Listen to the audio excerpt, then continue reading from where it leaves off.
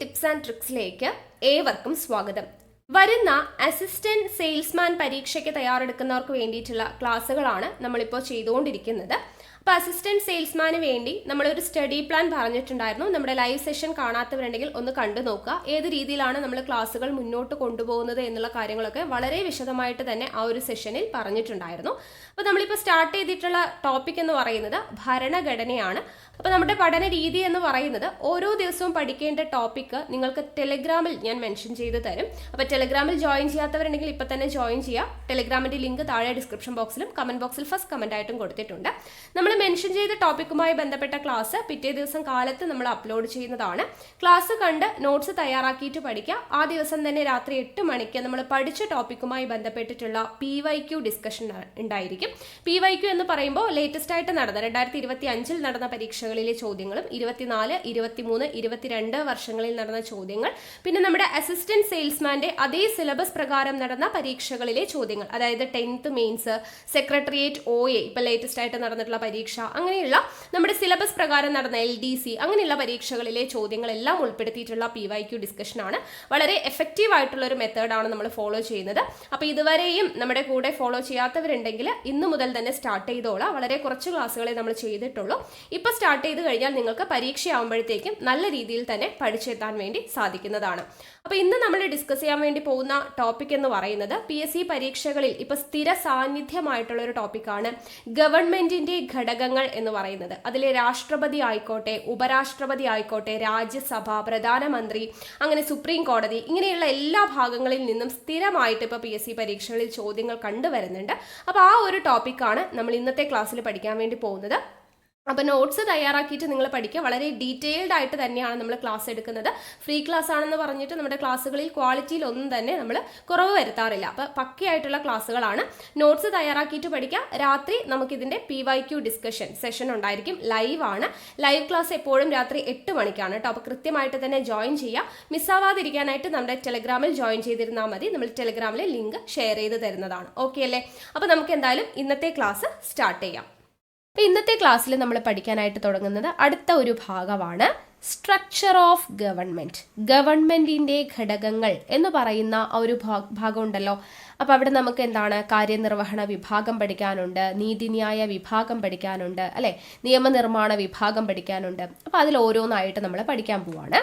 അപ്പോൾ ആദ്യം നമ്മുടെ ഇന്നത്തെ ക്ലാസ്സിൽ നമ്മൾ പഠിക്കുന്നത് കാര്യനിർവഹണ വിഭാഗമാണ്. ഓക്കെ, അപ്പോൾ അത് എന്തൊക്കെയാണെന്നുള്ളത് നമുക്ക് നോക്കാം.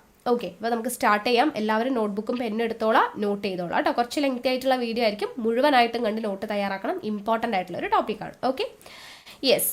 അപ്പോൾ നമുക്കറിയാം, എല്ലാ ജനാധിപത്യ രാജ്യങ്ങളിലും ഗവൺമെൻറ്റിൻ്റെ ഭാഗമായി നിലകൊള്ളുന്ന പ്രധാനപ്പെട്ട 3 ഭാഗങ്ങളാണ് ഏതൊക്കെ? നമ്മൾ ഇപ്പം പറഞ്ഞിട്ടുള്ള 3 വിഭാഗങ്ങൾ ഏതൊക്കെയാണ്? 3 വിഭാഗങ്ങൾ എന്ന് പറയുന്നത്, ഒന്ന് നിയമനിർമ്മാണ വിഭാഗം, നിയമനിർമ്മാണ വിഭാഗം. 2 കാര്യനിർവഹണ വിഭാഗം, കാര്യനിർവഹണ വിഭാഗം. 3 നീതിന്യായ വിഭാഗം. ഓക്കെ, അപ്പോൾ എല്ലാ ജനാധിപത്യ രാജ്യങ്ങളിലും ഗവൺമെൻറ്റിൻ്റെ ഭാഗമായി നിലകൊള്ളുന്ന പ്രധാനപ്പെട്ട 3 ഘടകങ്ങൾ ഏതൊക്കെയാണ്? ഒന്ന് നിയമനിർമ്മാണ വിഭാഗം, 2 കാര്യനിർവഹണ വിഭാഗം, 3 നീതിന്യായ വിഭാഗം. അപ്പോൾ ഇതിൽ നിയമങ്ങൾ നിർമ്മിക്കുന്നതാണ് നിയമനിർമ്മാണ വിഭാഗം, നിയമങ്ങൾ നടപ്പിലാക്കുന്നത് കാര്യനിർവഹണ വിഭാഗം, നിയമങ്ങളെ വ്യാഖ്യാനിക്കുന്നതാണ് നീതിന്യായ വിഭാഗം, അല്ലേ?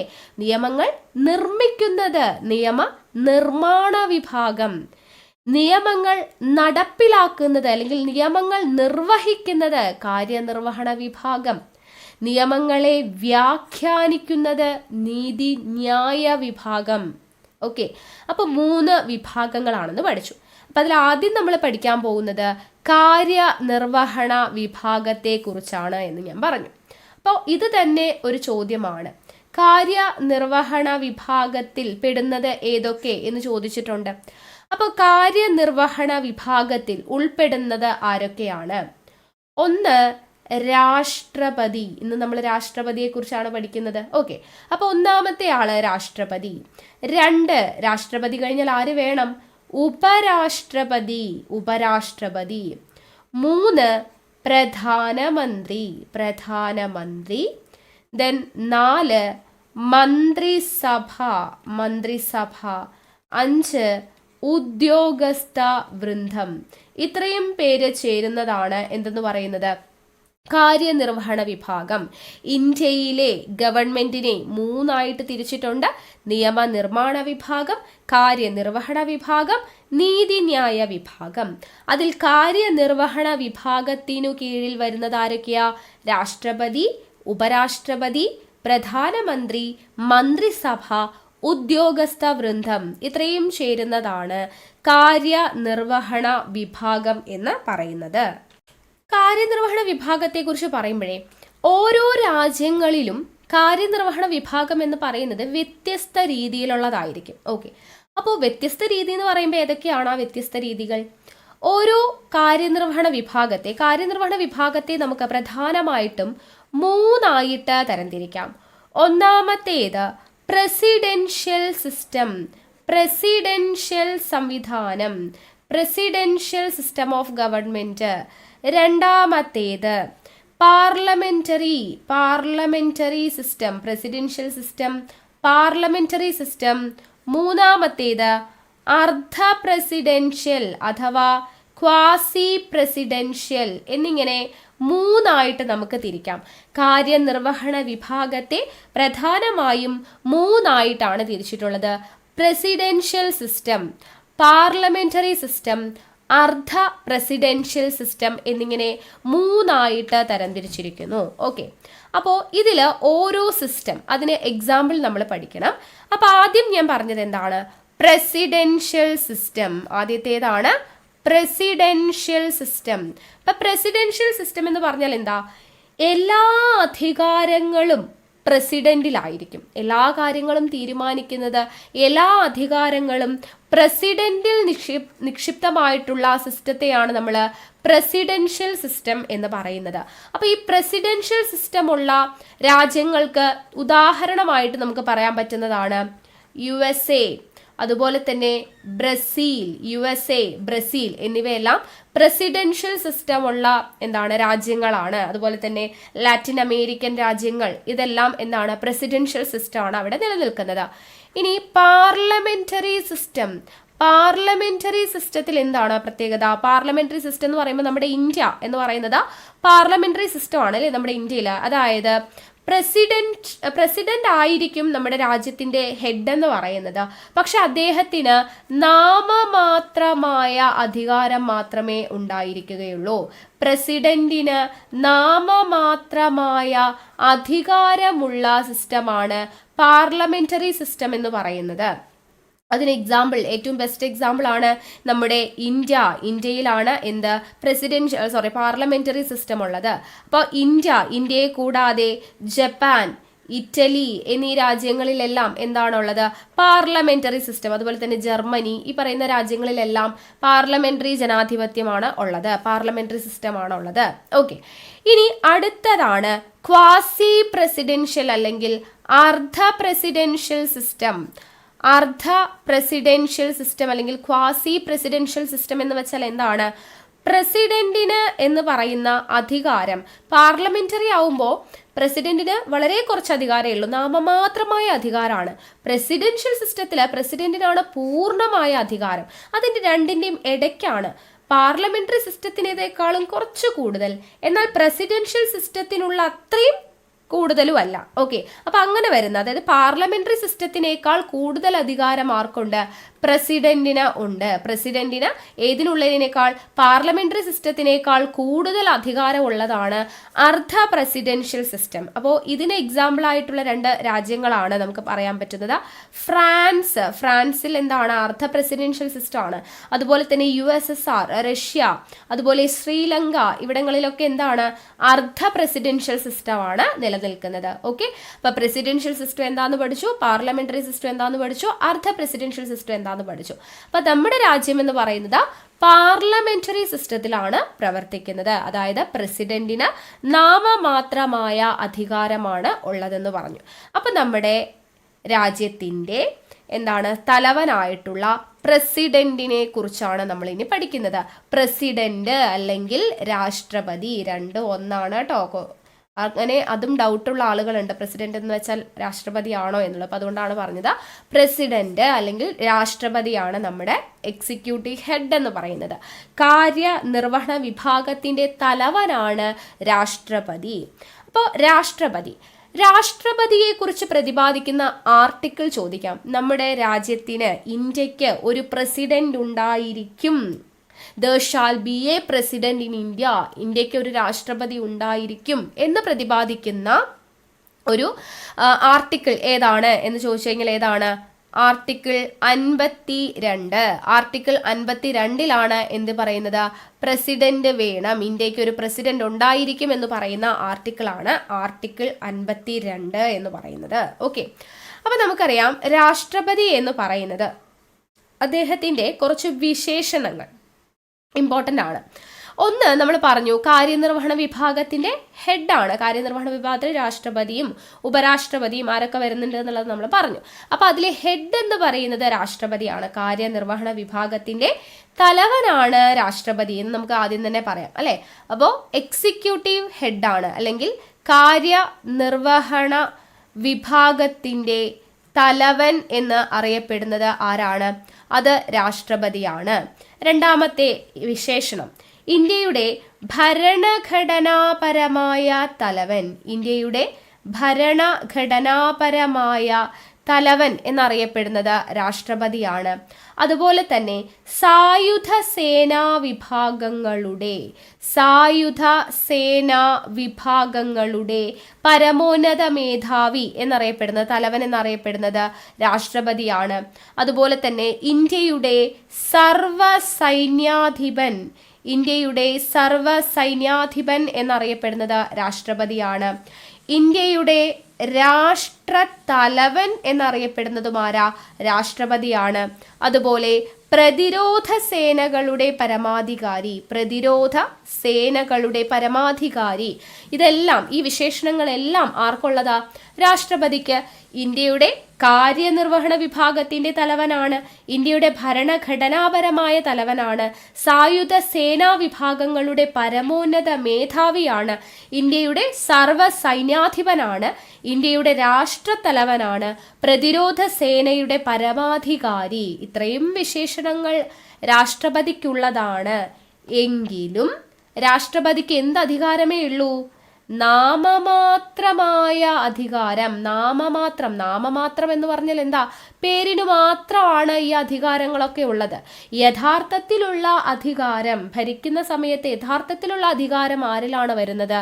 അത് പ്രധാനമന്ത്രിയിലാണ് വരുന്നത്. മനസ്സിലാക്കി വയ്ക്കുക. നമ്മുടെ രാജ്യത്ത് ഇപ്പം എന്തെങ്കിലും ഒരു പ്രശ്നം ഉണ്ടായിട്ടുണ്ടെങ്കിൽ അതിൻ്റെ പൂർണ്ണമായിട്ടുള്ള ഉത്തരവാദിത്തം അല്ലെങ്കിൽ ഏറ്റവും കൂടുതൽ അധികാരം വരുന്നത് പ്രധാനമന്ത്രിക്കാണ്. രാഷ്ട്രപതിക്ക് പേരിന് മാത്രമാണ് അധികാരം. നമ്മൾ പറഞ്ഞ പോലെ കാര്യനിർവഹണ വിഭാഗ തലവനും ഭരണഘടനാപരമായിട്ടുള്ള തലവനും സായുധ സേനാ വിഭാഗങ്ങളുടെ മേധാവിയും ഇന്ത്യയുടെ സർവ്വ സൈന്യാധിപനും രാഷ്ട്രത്തലവനും ഒക്കെ ആണെങ്കിൽ കൂടി അതെല്ലാം പേരിനു മാത്രം, നാമമാത്രമായ അധികാരമാണ്. പൂർണ്ണമായ ശരിയായ യഥാർത്ഥത്തിലുള്ള അധികാരം ആരിലാണുള്ളത്? അത് പ്രധാനമന്ത്രിയിലാണ് നിക്ഷിപ്തമായിരിക്കുന്നത് എന്നുള്ളത് ഓർത്തിരിക്കാം. ഓക്കെ, അപ്പൊ രാഷ്ട്രപതിയുടെ വിശേഷണങ്ങൾ പഠിച്ചു. ഇന്ത്യക്ക് ഒരു രാഷ്ട്രപതി ഉണ്ടായിരിക്കും എന്ന് പറയുന്ന ആർട്ടിക്കിൾ പഠിച്ചു, ആർട്ടിക്കിൾ 52. ഓക്കെ, ഇനി അടുത്തത് ആർട്ടിക്കിൾ 53. ആർട്ടിക്കിൾ 53 പറയുന്നത് എന്താണ്? നമ്മൾ ആദ്യം ഒരു വിശേഷണം പഠിച്ചില്ലേ? ഇന്ത്യയുടെ കാര്യനിർവഹണ വിഭാഗത്തിന്റെ തലവനാണെന്ന്. അത് പറയുന്നത് ആർട്ടിക്കിൾ 53. പ്രസിഡന്റ് അല്ലെങ്കിൽ രാഷ്ട്രപതി എന്ന് പറയുന്നത് ഇന്ത്യയുടെ എല്ലാ എക്സിക്യൂട്ടീവ് അധികാരങ്ങളുടെയും എല്ലാ കാര്യനിർവഹണ വിഭാഗങ്ങളുടെയും തലവനാണ് എന്ന് പറയുന്ന ആർട്ടിക്കിളാണ് ആർട്ടിക്കിൾ 53. ഇപ്പൊ 2 ആർട്ടിക്കിൾ പഠിച്ചല്ലോ. ഇന്ത്യക്ക് ഒരു പ്രസിഡന്റ് ഉണ്ടായിരിക്കും എന്ന് പറയുന്നത്, there shall be a president in India എന്ന് പറയുന്നത് ആർട്ടിക്കിൾ 52. പ്രസിഡന്റ് ആണ് ഇന്ത്യയുടെ എക്സിക്യൂട്ടീവ് ഹെഡ് അല്ലെങ്കിൽ കാര്യനിർവഹണ വിഭാഗത്തിന്റെ തലവൻ എന്ന് പറയുന്നത് ആർട്ടിക്കിൾ 53. ഓക്കെ, അപ്പൊ ശരിയായ അധികാരം ആരിലാണെന്ന് നമ്മൾ പറഞ്ഞു? കേന്ദ്ര മന്ത്രിസഭയുടെ തലവനായിട്ടുള്ള പ്രധാനമന്ത്രിയിലാണ് ശരിയായ അധികാരം ഉള്ളത്. ഓക്കെ, നമുക്കത് ചിന്തിക്കാവുന്നതേ ഉള്ളൂ. അപ്പൊ നമ്മുടെ രാജ്യത്ത് എന്തെങ്കിലും ഒരു പ്രശ്നം വന്നിട്ടുണ്ട് എന്നുണ്ടെങ്കിൽ ജനങ്ങൾ അതിൽ പ്രതിഷേധിച്ച് ജാഥയും മാർച്ചും ഒക്കെ നടത്തിയിട്ട് നേരെ പോകുന്നത് എങ്ങോട്ടാണ്? രാഷ്ട്രപതിയുടെ അടുത്തേക്കാണോ? അല്ല, പ്രധാനമന്ത്രിയുടെ അടുത്തേക്കാണ് അവർ ജാതിയും കാര്യങ്ങളൊക്കെ ആയിട്ട് ഒരു പ്രശ്നം വന്നു കഴിഞ്ഞാൽ നേരെ പോകുന്നത്. കാരണം യഥാർത്ഥ അധികാരം ആരിലാണുള്ളത്? പ്രധാനമന്ത്രിയിലാണ് ഉള്ളത്. ഓക്കെ, അപ്പോൾ പ്രസിഡന്റിന് ഒരു കാര്യവും തനിയെ ചെയ്യാനായിട്ട് പറ്റില്ല. രാഷ്ട്രപതിയെ ഭരണകാര്യങ്ങളിൽ സഹായിക്കുന്നതിന് വേണ്ടിയിട്ട് എന്ത് വേണം? ഒരു മന്ത്രിസഭയുണ്ട്. ആ മന്ത്രിസഭയുടെ ഉപദേശങ്ങൾ അനുസരിച്ച് മാത്രമേ രാഷ്ട്രപതി പ്രവർത്തിക്കുകയുള്ളൂ. രാഷ്ട്രപതിക്ക് തനിയെ ഒരു കാര്യത്തിനും തീരുമാനമെടുക്കാനായിട്ട് പറ്റത്തില്ല. അതിന് ഒരു മന്ത്രിസഭയുടെ സഹായം വേണം. അവരുടെ ഉപദേശം അനുസരിച്ച് മാത്രമേ രാഷ്ട്രപതി പ്രവർത്തിക്കുകയുള്ളൂ. അപ്പൊ കേന്ദ്ര സർക്കാർ ഇപ്പൊ എന്തെങ്കിലും ഒരു കാര്യത്തിന് തെറ്റായ പ്രവർത്തനങ്ങൾ ചെയ്തു എന്ന് വിചാരിക്കുക. കേന്ദ്ര സർക്കാർ ചെയ്യുന്ന എന്തെങ്കിലും ഒരു തെറ്റായ പ്രവർത്തനങ്ങൾക്ക് പ്രസിഡന്റ് ഉത്തരവാദി ആയിരിക്കുമോ എന്നൊരു ചോദ്യം ചോദിച്ചു കഴിഞ്ഞാലോ? ഉത്തരവാദി ആയിരിക്കില്ല. കാരണം എന്തുകൊണ്ടാണ്? യഥാർത്ഥ അധികാരം പ്രധാനമന്ത്രിയിലാണ് നിക്ഷിപ്തമായിരിക്കുന്നത്, അല്ലെ? അപ്പൊ കേന്ദ്ര സർക്കാർ എന്തെങ്കിലും ഒരു പ്രവൃത്തി തെറ്റായത് ചെയ്തിട്ടുണ്ടെങ്കിൽ അതിന്റെ ഉത്തരവാദിത്തം ആരിൽ വരില്ല?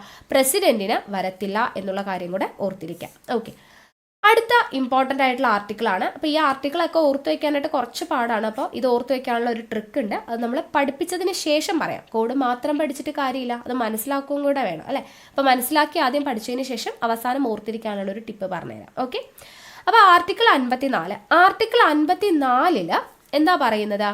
എലക്ഷൻ ഓഫ് പ്രസിഡന്റ് ആണ്. ഓക്കെ, പ്രസിഡന്റിന്റെ തെരഞ്ഞെടുപ്പ്. പ്രസിഡന്റിന്റെ തെരഞ്ഞെടുപ്പിനെ കുറിച്ച് പ്രതിപാദിക്കുന്ന ആർട്ടിക്കിൾ ഏതാണ്? ആർട്ടിക്കിൾ 54. ഈ പ്രസിഡന്റിന്റെ തെരഞ്ഞെടുപ്പ് എന്ന് പറയുന്ന ആശയം നമ്മൾ എവിടെ നിന്നാണ് കടം കൊണ്ടിട്ടുള്ളത്? അയർലൻഡിന്റെ കയ്യിൽ നിന്നാണ് കേട്ടോ. ഇലക്ഷൻ ഓഫ് പ്രസിഡന്റ് എന്ന് പറയുന്ന ആശയം നമ്മൾ കടം കൊണ്ടിരിക്കുന്നത് അയർലൻഡിന്റെ കയ്യിൽ നിന്നുമാണ് എന്നുള്ളത് ഓർത്തിരിക്കാം. അപ്പൊ പ്രസിഡന്റിന്റെ തെരഞ്ഞെടുപ്പിനെ കുറിച്ച് പറയുമ്പോൾ എന്തൊക്കെ കാര്യങ്ങളാണ് അവിടെ പഠിക്കേണ്ടത്?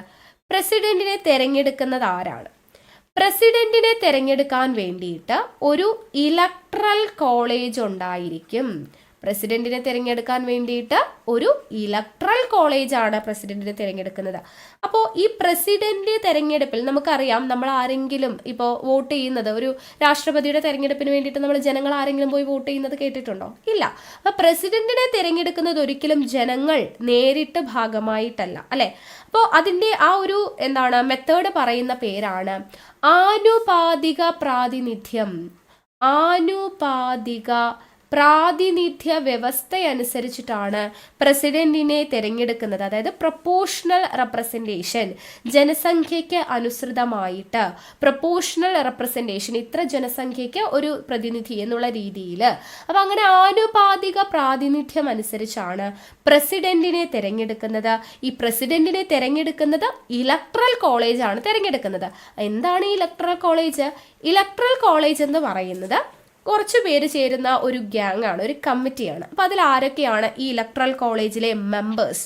ചോദിക്കാറുണ്ട്. പ്രസിഡന്റ് തെരഞ്ഞെടുപ്പിൽ വരുന്ന ഇലക്ട്രൽ കോളേജിലെ അംഗങ്ങൾ ആര്, അല്ലെങ്കിൽ അംഗങ്ങളിൽ പെടാത്തത് ഏത് എന്ന് ചോദിക്കാറുണ്ട്. അപ്പോൾ ഇലക്ട്രൽ കോളേജിൽ വരുന്നത് ആരൊക്കെയാന്ന് വെച്ചാൽ ലോക്സഭയിലെ തെരഞ്ഞെടുക്കപ്പെട്ട അംഗങ്ങൾ. അതാണ് അവിടെ ഇമ്പോർട്ടൻ്റ് കേട്ടോ. ലോക്സഭയിലെ അംഗങ്ങൾ എന്ന് എഴുതിയാൽ അത് ആകെ മാറി. കാരണം അവിടെ നാമനിർദ്ദേശം ചെയ്യപ്പെടുന്നവരും ഒക്കെ വരും, അല്ലെ? അപ്പൊ ലോക്സഭയിലെ എങ്ങനെയുള്ള അംഗങ്ങൾ തന്നെ വേണം? ഇലക്റ്റഡ് പേഴ്സൺസ് വേണം. ഓക്കെ, ഇലക്റ്റഡ് മെമ്പേഴ്സ് ആയിരിക്കണം. ലോക്സഭയിലെ തെരഞ്ഞെടുക്കപ്പെട്ട അംഗങ്ങളായിരിക്കണം. ലോക്സഭയിലെ തെരഞ്ഞെടുക്കപ്പെട്ട അംഗങ്ങൾ ഉണ്ടായിരിക്കും. രാജ്യസഭയിലെ തെരഞ്ഞെടുക്കപ്പെട്ട അംഗങ്ങൾ ഉണ്ടായിരിക്കും. അതുപോലെ തന്നെ സംസ്ഥാന നിയമസഭയിലെയും തെരഞ്ഞെടുക്കപ്പെട്ട അംഗങ്ങൾ ഉണ്ടായിരിക്കും. അപ്പം ലോക്സഭയിലെ തിരഞ്ഞെടുക്കപ്പെട്ട അംഗങ്ങളും രാജ്യസഭയിലെ തിരഞ്ഞെടുക്കപ്പെട്ട അംഗങ്ങളും സംസ്ഥാന നിയമസഭയിലെ തിരഞ്ഞെടുക്കപ്പെട്ട അംഗങ്ങളും കൂടെ ചേരുന്ന ഇലക്ട്രൽ കോളേജാണ് ആരെ തിരഞ്ഞെടുക്കുന്നത്? രാഷ്ട്രപതിയെ തിരഞ്ഞെടുക്കുന്നത്. ക്ലിയർ ആണല്ലോ? അപ്പോൾ ഇത് ആർട്ടിക്കിൾ 54 ഇലക്ഷൻ ഓഫ് പ്രസിഡന്റിനെ കുറിച്ച് പ്രതിപാദിക്കുന്നത്. ക്ലിയർ ആയെന്ന് വിശ്വസിക്കുന്നു. ഇനി അടുത്തത് ആർട്ടിക്കിൾ 55. ആർട്ടിക്കിൾ 55 പ്രതിപാദിക്കുന്നത് എന്താണ് എന്ന് ചോദിച്ചാൽ, ഈ ഇലക്ഷന് ചില പ്രോസസ്സ് ഉണ്ടാവും അല്ലെ, നടപടിക്രമങ്ങൾ ഉണ്ടാവും, ചില പ്രൊസീജിയേഴ്സ് ഉണ്ടാവും. അപ്പോൾ ഇലക്ഷൻ്റെ തെരഞ്ഞെടുപ്പിൻ്റെ നടപടിക്രമങ്ങളെക്കുറിച്ച് പ്രതിപാദിക്കുന്നു. തെരഞ്ഞെടുപ്പിൻ്റെ നടപടിക്രമങ്ങളെക്കുറിച്ച് പ്രതിപാദിക്കുന്ന ആർട്ടിക്കിളാണ് ആർട്ടിക്കിൾ 55 എന്ന് പറയുന്നത്. ഓക്കെ, അപ്പോൾ നമ്മുടെ രാഷ്ട്രപതിയുടെ തെരഞ്ഞെടുപ്പിലുണ്ടല്ലോ, നമ്മുടെ MP-മാരുടെ വോട്ടിനൊക്കെ പ്രത്യേകം മൂല്യമുണ്ട്. ഓക്കെ, രാഷ്ട്രപതി തെരഞ്ഞെടുപ്പിൽ പങ്കെടുക്കുന്നത് MP-മാരാണ്.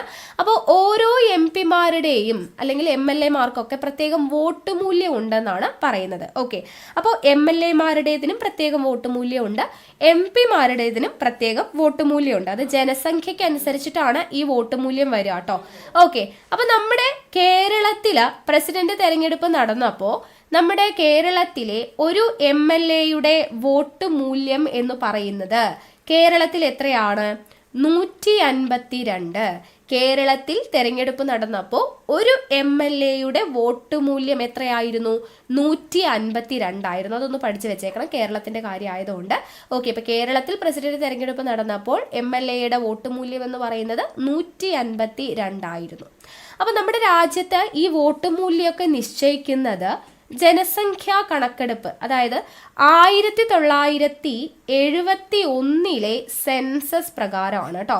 1971 സെൻസസ് പ്രകാരമാണ് ഇപ്പോഴും നമ്മുടെ രാജ്യത്തെ വോട്ട് മൂല്യമെല്ലാം നിശ്ചയിക്കുന്നത്. ഓക്കെ, അപ്പൊ നമ്മുടെ കേരളത്തിലെ MLA-മാരുടെ വോട്ട് മൂല്യം എന്ന് പറയുന്നത് 152 ആണ് എന്ന് ഓർത്തിരിക്കുക. ഓക്കെ, ഇനി ഏറ്റവും കുറവ് വോട്ട് മൂല്യം വരുന്നത് MLA-ക്ക് കേട്ടോ. MLA-യുടെ ഏറ്റവും കുറവ് വോട്ട് മൂല്യം വരുന്നത് സിക്കിമിലാണ്. സിക്കിമില് 7 വോട്ട് മൂല്യം വരുന്നത്, ഏറ്റവും കുറവ് സിക്കിമിലാണ്. ഇനി ഏറ്റവും കൂടുതൽ ഒരു MLA-യുടെ വോട്ട് മൂല്യം ഏറ്റവും കൂടുതൽ വരുന്നത് UP ആണ്, ഉത്തർപ്രദേശാണ്. അവിടെ ഒരു MLA-യുടെ വോട്ട് മൂല്യം എന്ന് പറയുന്നത് 208 ആണ്. അപ്പൊ നമ്മുടെ കേരളത്തിൻ്റെത് പഠിച്ചു വെച്ചേക്കാം 152. ഏറ്റവും കൂടുതൽ വോട്ട് മൂല്യമുള്ളത് ഉത്തർപ്രദേശാണ് 208. ഏറ്റവും കുറവ് വോട്ട് മൂല്യമുള്ളത് സിക്കിമിനാണ്, 7 വോട്ട് മൂല്യം വരുന്നത്. ഓക്കെ അല്ലേ? ഇനി നമുക്ക് ഇമ്പോർട്ടൻ്റ് ആയിട്ടുള്ളതാണ് ഒരു എം പിയുടെ വോട്ട് മൂല്യം എന്ന് പറയുന്നത് ഏറ്റവും കൂടുതൽ വരുന്നത് 700 ആണ് കേട്ടോ. MP-യുടെ വോട്ട് മൂല്യം എന്ന് പറയുന്നത് ഇപ്പോൾ നിലവിൽ ഒരു MP-യുടെ വോട്ട് മൂല്യം എത്രയാണ്? 700 ആണ് എന്നുള്ളത് ഓർത്തിരിക്കുക. MP-യുടെ വോട്ട് മൂല്യം എത്രയാണ്? 700 ആണ്. ഇത് മുൻപ് കൂടുതലായിരുന്നു, 708 ഉണ്ടായിരുന്നു. പക്ഷേ ജമ്മു കാശ്മീരിന് ഇപ്പോൾ നിയമസഭ ഇല്ലാത്തത് കൊണ്ട് അത് കുറഞ്ഞ് 700 ആയതാണ്. ഓക്കെ, അപ്പോൾ ഒരു MP-യുടെ വോട്ട് മൂല്യം നിലവിൽ എത്രയാണ്? 700 ആണ് എന്നുള്ളത് ഓർത്തിരിക്കുക. ഓക്കെ, അപ്പോൾ ഈ വോട്ട് മൂല്യത്തിന്റെ കാര്യം പറയുമ്പോൾ പാർലമെന്റ് അംഗങ്ങളുടെ വോട്ട് മൂല്യവും അതുപോലെ നമ്മുടെ സംസ്ഥാന നിയമസഭാ അംഗങ്ങളുടെ വോട്ട് മൂല്യം തുല്യമാവണം എന്നാണ് പറയുക. ഓക്കെ, പാർലമെന്റ് അംഗങ്ങളുടെ വോട്ട് മൂല്യവും സംസ്ഥാന നിയമസഭാ അംഗങ്ങളുടെ വോട്ട് മൂല്യവും തുല്യമാവണം എന്നാണ് പറയുന്നത്. അപ്പോൾ ഈ വോട്ട് മൂല്യം എന്ന് പറയുന്നത് ഇമ്പോർട്ടൻ്റ് ആണ്. ഈ പറഞ്ഞ അത്രയും പോയിന്റ്സ് ഓർത്തിരിക്കണം. ഓക്കെ, ഇനി പ്രസിഡന്റിന്റെ തെരഞ്ഞെടുപ്പ് നടത്തുന്നത് ആരാണ്? കേന്ദ്ര തെരഞ്ഞെടുപ്പ് കമ്മീഷനാണ്. നമ്മൾ പഠിച്ചിട്ടുണ്ട് അല്ലേ? തെരഞ്ഞെടുപ്പ് കമ്മീഷൻ പഠിച്ചപ്പോൾ നമ്മൾ പഠിച്ചു കേന്ദ്ര തെരഞ്ഞെടുപ്പ് കമ്മീഷനാണ് പ്രസിഡന്റിന്റെയും വൈസ് പ്രസിഡന്റിന്റെയും പൊതു തെരഞ്ഞെടുപ്പും സംസ്ഥാന നിയമസഭാ തെരഞ്ഞെടുപ്പും ഇതെല്ലാം നടത്തുന്നത് കേന്ദ്ര തെരഞ്ഞെടുപ്പ് കമ്മീഷനാണെന്ന് പറഞ്ഞു. സംസ്ഥാനങ്ങളിലെ തദ്ദേശ സ്വയംഭരണ സ്ഥാപനങ്ങളിലെ തെരഞ്ഞെടുപ്പ് മാത്രം ആരാണ്? സംസ്ഥാന തെരഞ്ഞെടുപ്പ് കമ്മീഷനാണെന്നും പറഞ്ഞു. അത് നമുക്ക് അറിയുന്ന കാര്യമാണ്, അപ്പോൾ ഞാൻ വീണ്ടും പറയുന്നില്ല. ഓക്കെ, ഇനി നമ്മുടെ പ്രസിഡന്റിന്റെ തെരഞ്ഞെടുപ്പുമായി ബന്ധപ്പെട്ടിട്ട് എന്തെങ്കിലുമൊക്കെ പരാതി ഉണ്ടെന്ന് വിചാരിക്കാം. അത് കൈകാര്യം ചെയ്യുന്നത് ആരാന്ന് ചോദിച്ചാൽ സുപ്രീം കോടതിയാണ്. പ്രസിഡന്റിന്റെ തെരഞ്ഞെടുപ്പുമായി ബന്ധപ്പെട്ട് എന്തെങ്കിലും പരാതികൾ ഉണ്ടെങ്കിൽ അത് കൈകാര്യം ചെയ്യുന്നത് ആരാ? സുപ്രീം കോടതിയാണ്. അപ്പൊ സുപ്രീം കോടതിയുമായി ബന്ധപ്പെട്ട് ഒരു പോയിന്റ് കൂടെ പഠിച്ചു വെച്ചേക്കാം. പ്രസിഡന്റ് സത്യപ്രതിജ്ഞ ചെയ്യുന്നത് ആരുടെ മുമ്പിലാണ് എന്ന് ചോദിച്ചാൽ സുപ്രീം കോടതി ചീഫ് ജസ്റ്റിസിന്റെ മുമ്പിലാണ്. പ്രസിഡന്റ് സത്യപ്രതിജ്ഞ ചെയ്യുന്നത് ആരുടെ മുമ്പിലാണ്? സുപ്രീം കോടതി ചീഫ് ജസ്റ്റിസിന് മുൻപിലാണ് എന്നുള്ളത് ഓർത്തിരിക്കാം. പ്രസിഡന്റിന്റെ കാലാവധി എത്രയാണ്? പ്രസിഡന്റിന്റെ കാലാവധിയെക്കുറിച്ച് പറയുന്നത് ആർട്ടിക്കിൾ 56 പ്രസിഡന്റിന്റെ കാലാവധി എന്ന് പറയുന്നത് എത്രയാ? 5 വർഷം. 5 വർഷമാണ് പ്രസിഡന്റിന്റെ കാലാവധി. പ്രതിപാദിക്കുന്ന ആർട്ടിക്കിൾ 56 എന്ന് നമുക്ക് പറയാം. ഓക്കെ, ഇനി നമുക്ക് പ്രസിഡന്റിനെ നീക്കം ചെയ്യുന്ന പ്രോസസ്സാണ് എന്ത്? ഇംപീച്ച്മെന്റ്, ഇത് നമ്മൾ പഠിച്ചിട്ടുണ്ട്. ഇംപീച്ച്മെന്റ് എന്ന് പറയുന്ന ആശയം നമ്മൾ കടമെടുത്തിട്ടുള്ളത് USA കയ്യിൽ നിന്നുമാണ് അല്ലെ. അപ്പോൾ ഇംപീച്ച്മെന്റ് എന്ന് പറയുന്ന പ്രൊസീജിയറിലൂടെയാണ് പ്രസിഡന്റിനെ ആ സ്ഥാനത്തു നിന്നും നീക്കം ചെയ്യുന്നത്. അതിനെക്കുറിച്ച് പ്രതിപാദിക്കുന്ന ആർട്ടിക്കിളാണ് ആർട്ടിക്കിൾ 61. ആർട്ടിക്കിൾ 61 പ്രസിഡന്റിന്റെ ഇംപീച്ച്മെന്റിനെ കുറിച്ച് പ്രതിപാദിക്കുന്നത്. ഓക്കെ, ഇനി ഇവര് രാജിക്കത്ത് സമർപ്പിക്കുന്നത്, പ്രസിഡന്റ് രാജിക്കത്ത് സമർപ്പിക്കുന്നത് ആരുടെ മുമ്പിലാണ് എന്ന് ചോദിച്ചു കഴിഞ്ഞാൽ അത് വൈസ് പ്രസിഡന്റിനായിരിക്കും. പ്രസിഡന്റ് രാജിക്കത്ത് സമർപ്പിക്കുന്നത് ആർക്കാണ്? വൈസ് പ്രസിഡന്റിനാണ്. അപ്പൊ സത്യപ്രതിജ്ഞ ചെയ്യുന്നത് സുപ്രീം കോടതി ചീഫ് ജസ്റ്റിസിന് മുമ്പിലാണ്. നീക്കം ചെയ്യുന്നത് ഇംപീച്ച്മെന്റിലൂടെയാണ്. രാജിക്കത്ത് സമർപ്പിക്കുന്നത് വൈസ് പ്രസിഡന്റിനാണ്. തെരഞ്ഞെടുക്കുന്നത് ഇലക്ട്രൽ കോളേജ് ആണ് അല്ലെ. ലോക്സഭയിലെയും രാജ്യസഭയിലെയും നിയമസഭയിലെയും തിരഞ്ഞെടുക്കപ്പെട്ട അംഗങ്ങൾ ചേരുന്ന ഇലക്ട്രൽ കോളേജ് ആണ് തിരഞ്ഞെടുക്കുന്നത് എന്നുള്ളതും പറഞ്ഞു. ഓക്കെ, ഇനി അടുത്തൊരു ചോദ്യം, നമ്മൾ കഴിഞ്ഞ കുറെ ക്ലാസ്സുകളിലൊക്കെ ചോദിച്ചൊരു ക്വസ്റ്റ്യൻ. പ്രസിഡന്റിന് ഇപ്പോൾ കാലാവധി കഴിഞ്ഞിട്ട് വീണ്ടും തിരഞ്ഞെടുക്കപ്പെടാൻ അർഹതയുണ്ടോ? പുനർനിയമനത്തിന് സാധ്യതയുണ്ടോ? ഉണ്ട്. ഓക്കെ, അപ്പൊ പ്രസിഡന്റിന് വീണ്ടും തിരഞ്ഞെടുക്കപ്പെടാൻ സാധ്യതയുണ്ട് എന്ന് പറയുന്ന ആർട്ടിക്കിളാണ് ആർട്ടിക്കിൾ 57. ആർട്ടിക്കിൾ 57 എന്തിനെ കുറിച്ചാണ് പറയുന്നത്? പ്രസിഡന്റിന് വീണ്ടും തിരഞ്ഞെടുക്കപ്പെടാൻ അർഹതയുണ്ട്. അത് എത്ര തവണ തിരഞ്ഞെടുക്കപ്പെടാം എന്ന് ചോദിച്ചാൽ അതിന് പ്രത്യേകിച്ച് ലിമിറ്റ് ഒന്നുമില്ല. എത്ര തവണ വേണമെങ്കിലും തിരഞ്ഞെടുക്കാം. വീണ്ടും വീണ്ടും വീണ്ടും എത്ര തവണ വേണമെങ്കിലും പ്രസിഡന്റിനെ തിരഞ്ഞെടുക്കാം എന്നുള്ളത് ഓർത്തിരിക്കാം. ഓക്കെ, ഇനി പ്രസിഡന്റ് ആവാനായിട്ട് എത്ര വയസ്സ് തികഞ്ഞിരിക്കണം? പ്രസിഡന്റ് ആവാനുള്ള പ്രായപരിധി ചോദിച്ചു കഴിഞ്ഞാൽ 35 വയസ്സ് പൂർത്തിയാവണം. പ്രസിഡന്റ് ആവണമെങ്കിൽ എത്ര വയസ്സ് പൂർത്തിയാവണം? 35 വയസ്സ് പൂർത്തിയാവണം. ഇനി എത്ര വയസ്സ് വരെ പ്രസിഡന്റ് ആയിട്ടിരിക്കാം എന്ന് ചോദിച്ചു കഴിഞ്ഞാൽ അത് പ്രത്യേകിച്ച് വയസ്സൊന്നുമില്ല. 5 വർഷം എന്ന് കാലാവധി മാത്രമേ പറയുന്നുള്ളൂ. പ്രത്യേകിച്ച് വയസ്സൊന്നുമില്ല. എത്ര പ്രായം വരെ വേണമെങ്കിലും പ്രസിഡന്റ് ആയിട്ടിരിക്കാം എന്നുള്ളത് ഓർത്തിരിക്കാം. ഓക്കെ, ഇനി പ്രസിഡന്റ് ആയിരിക്കുന്നതിന് വേണ്ടിയിട്ടുള്ള യോഗ്യതകൾ എന്തൊക്കെ? പ്രസിഡന്റ് ആയിട്ടിരിക്കാനുള്ള യോഗ്യതകൾ എന്തൊക്കെയാണ് എന്നാണ് ചോദിച്ചിരിക്കുന്നത് അല്ലെ. അപ്പോൾ ഈ യോഗ്യതകളെ കുറിച്ച് പ്രതിപാദിക്കുന്ന ആർട്ടിക്കിൾ ഓർത്തിരിക്കുക. ആർട്ടിക്കിൾ 58. ആർട്ടിക്കിൾ 58 പ്രസിഡന്റിന്റെ യോഗ്യതകളെ കുറിച്ച് പറയുന്നത്.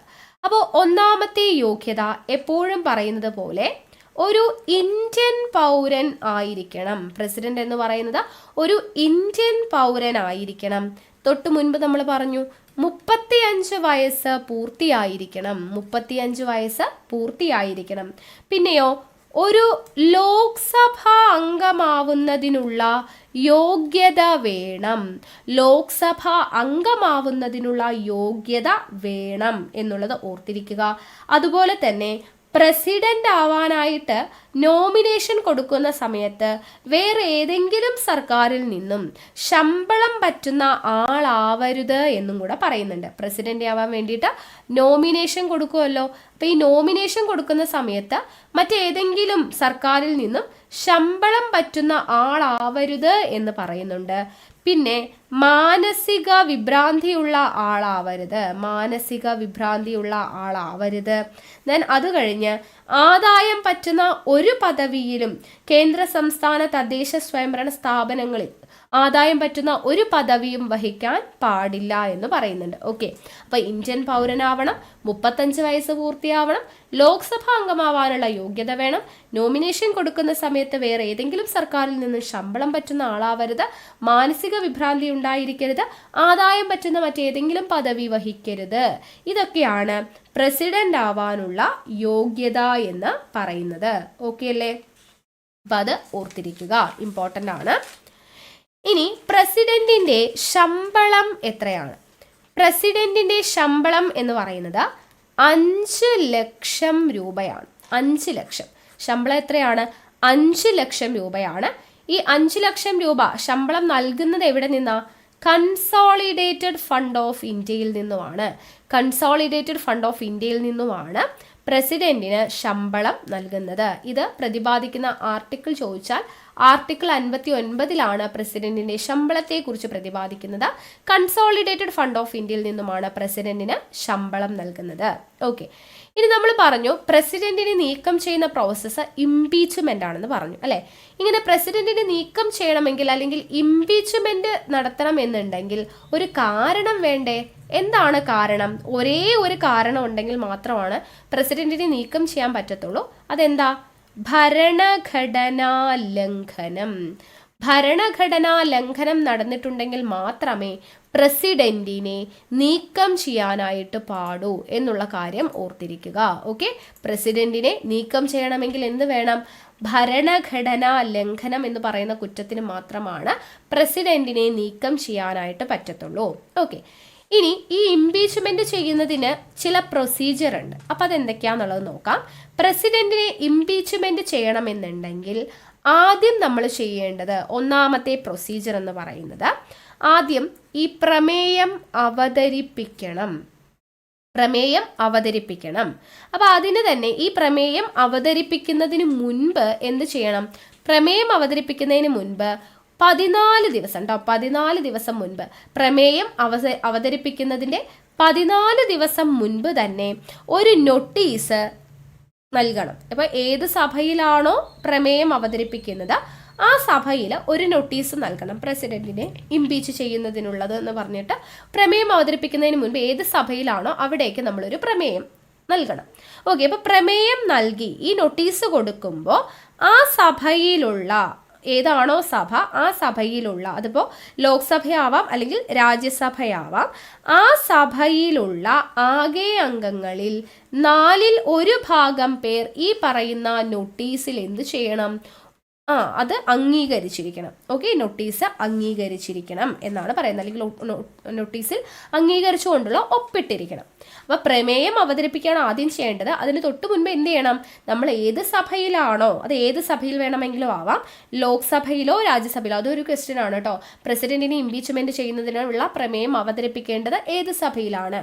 ഓപ്ഷനിൽ Lok Sabha, Rajya Sabha, Lok Sabha and Rajya Sabha, option D ഇതിലൊന്നും അല്ലാന്നോ അങ്ങനെ എന്തെങ്കിലുമൊക്കെ കൊടുക്കാം. അപ്പോൾ ലോക്സഭ എന്ന് എഴുതിയ തെറ്റാണ്, രാജ്യസഭ എന്ന് എഴുതിയ തെറ്റാണ്. ലോക്സഭയിലും ആവാം അല്ലെങ്കിൽ രാജ്യസഭയിലാവാം.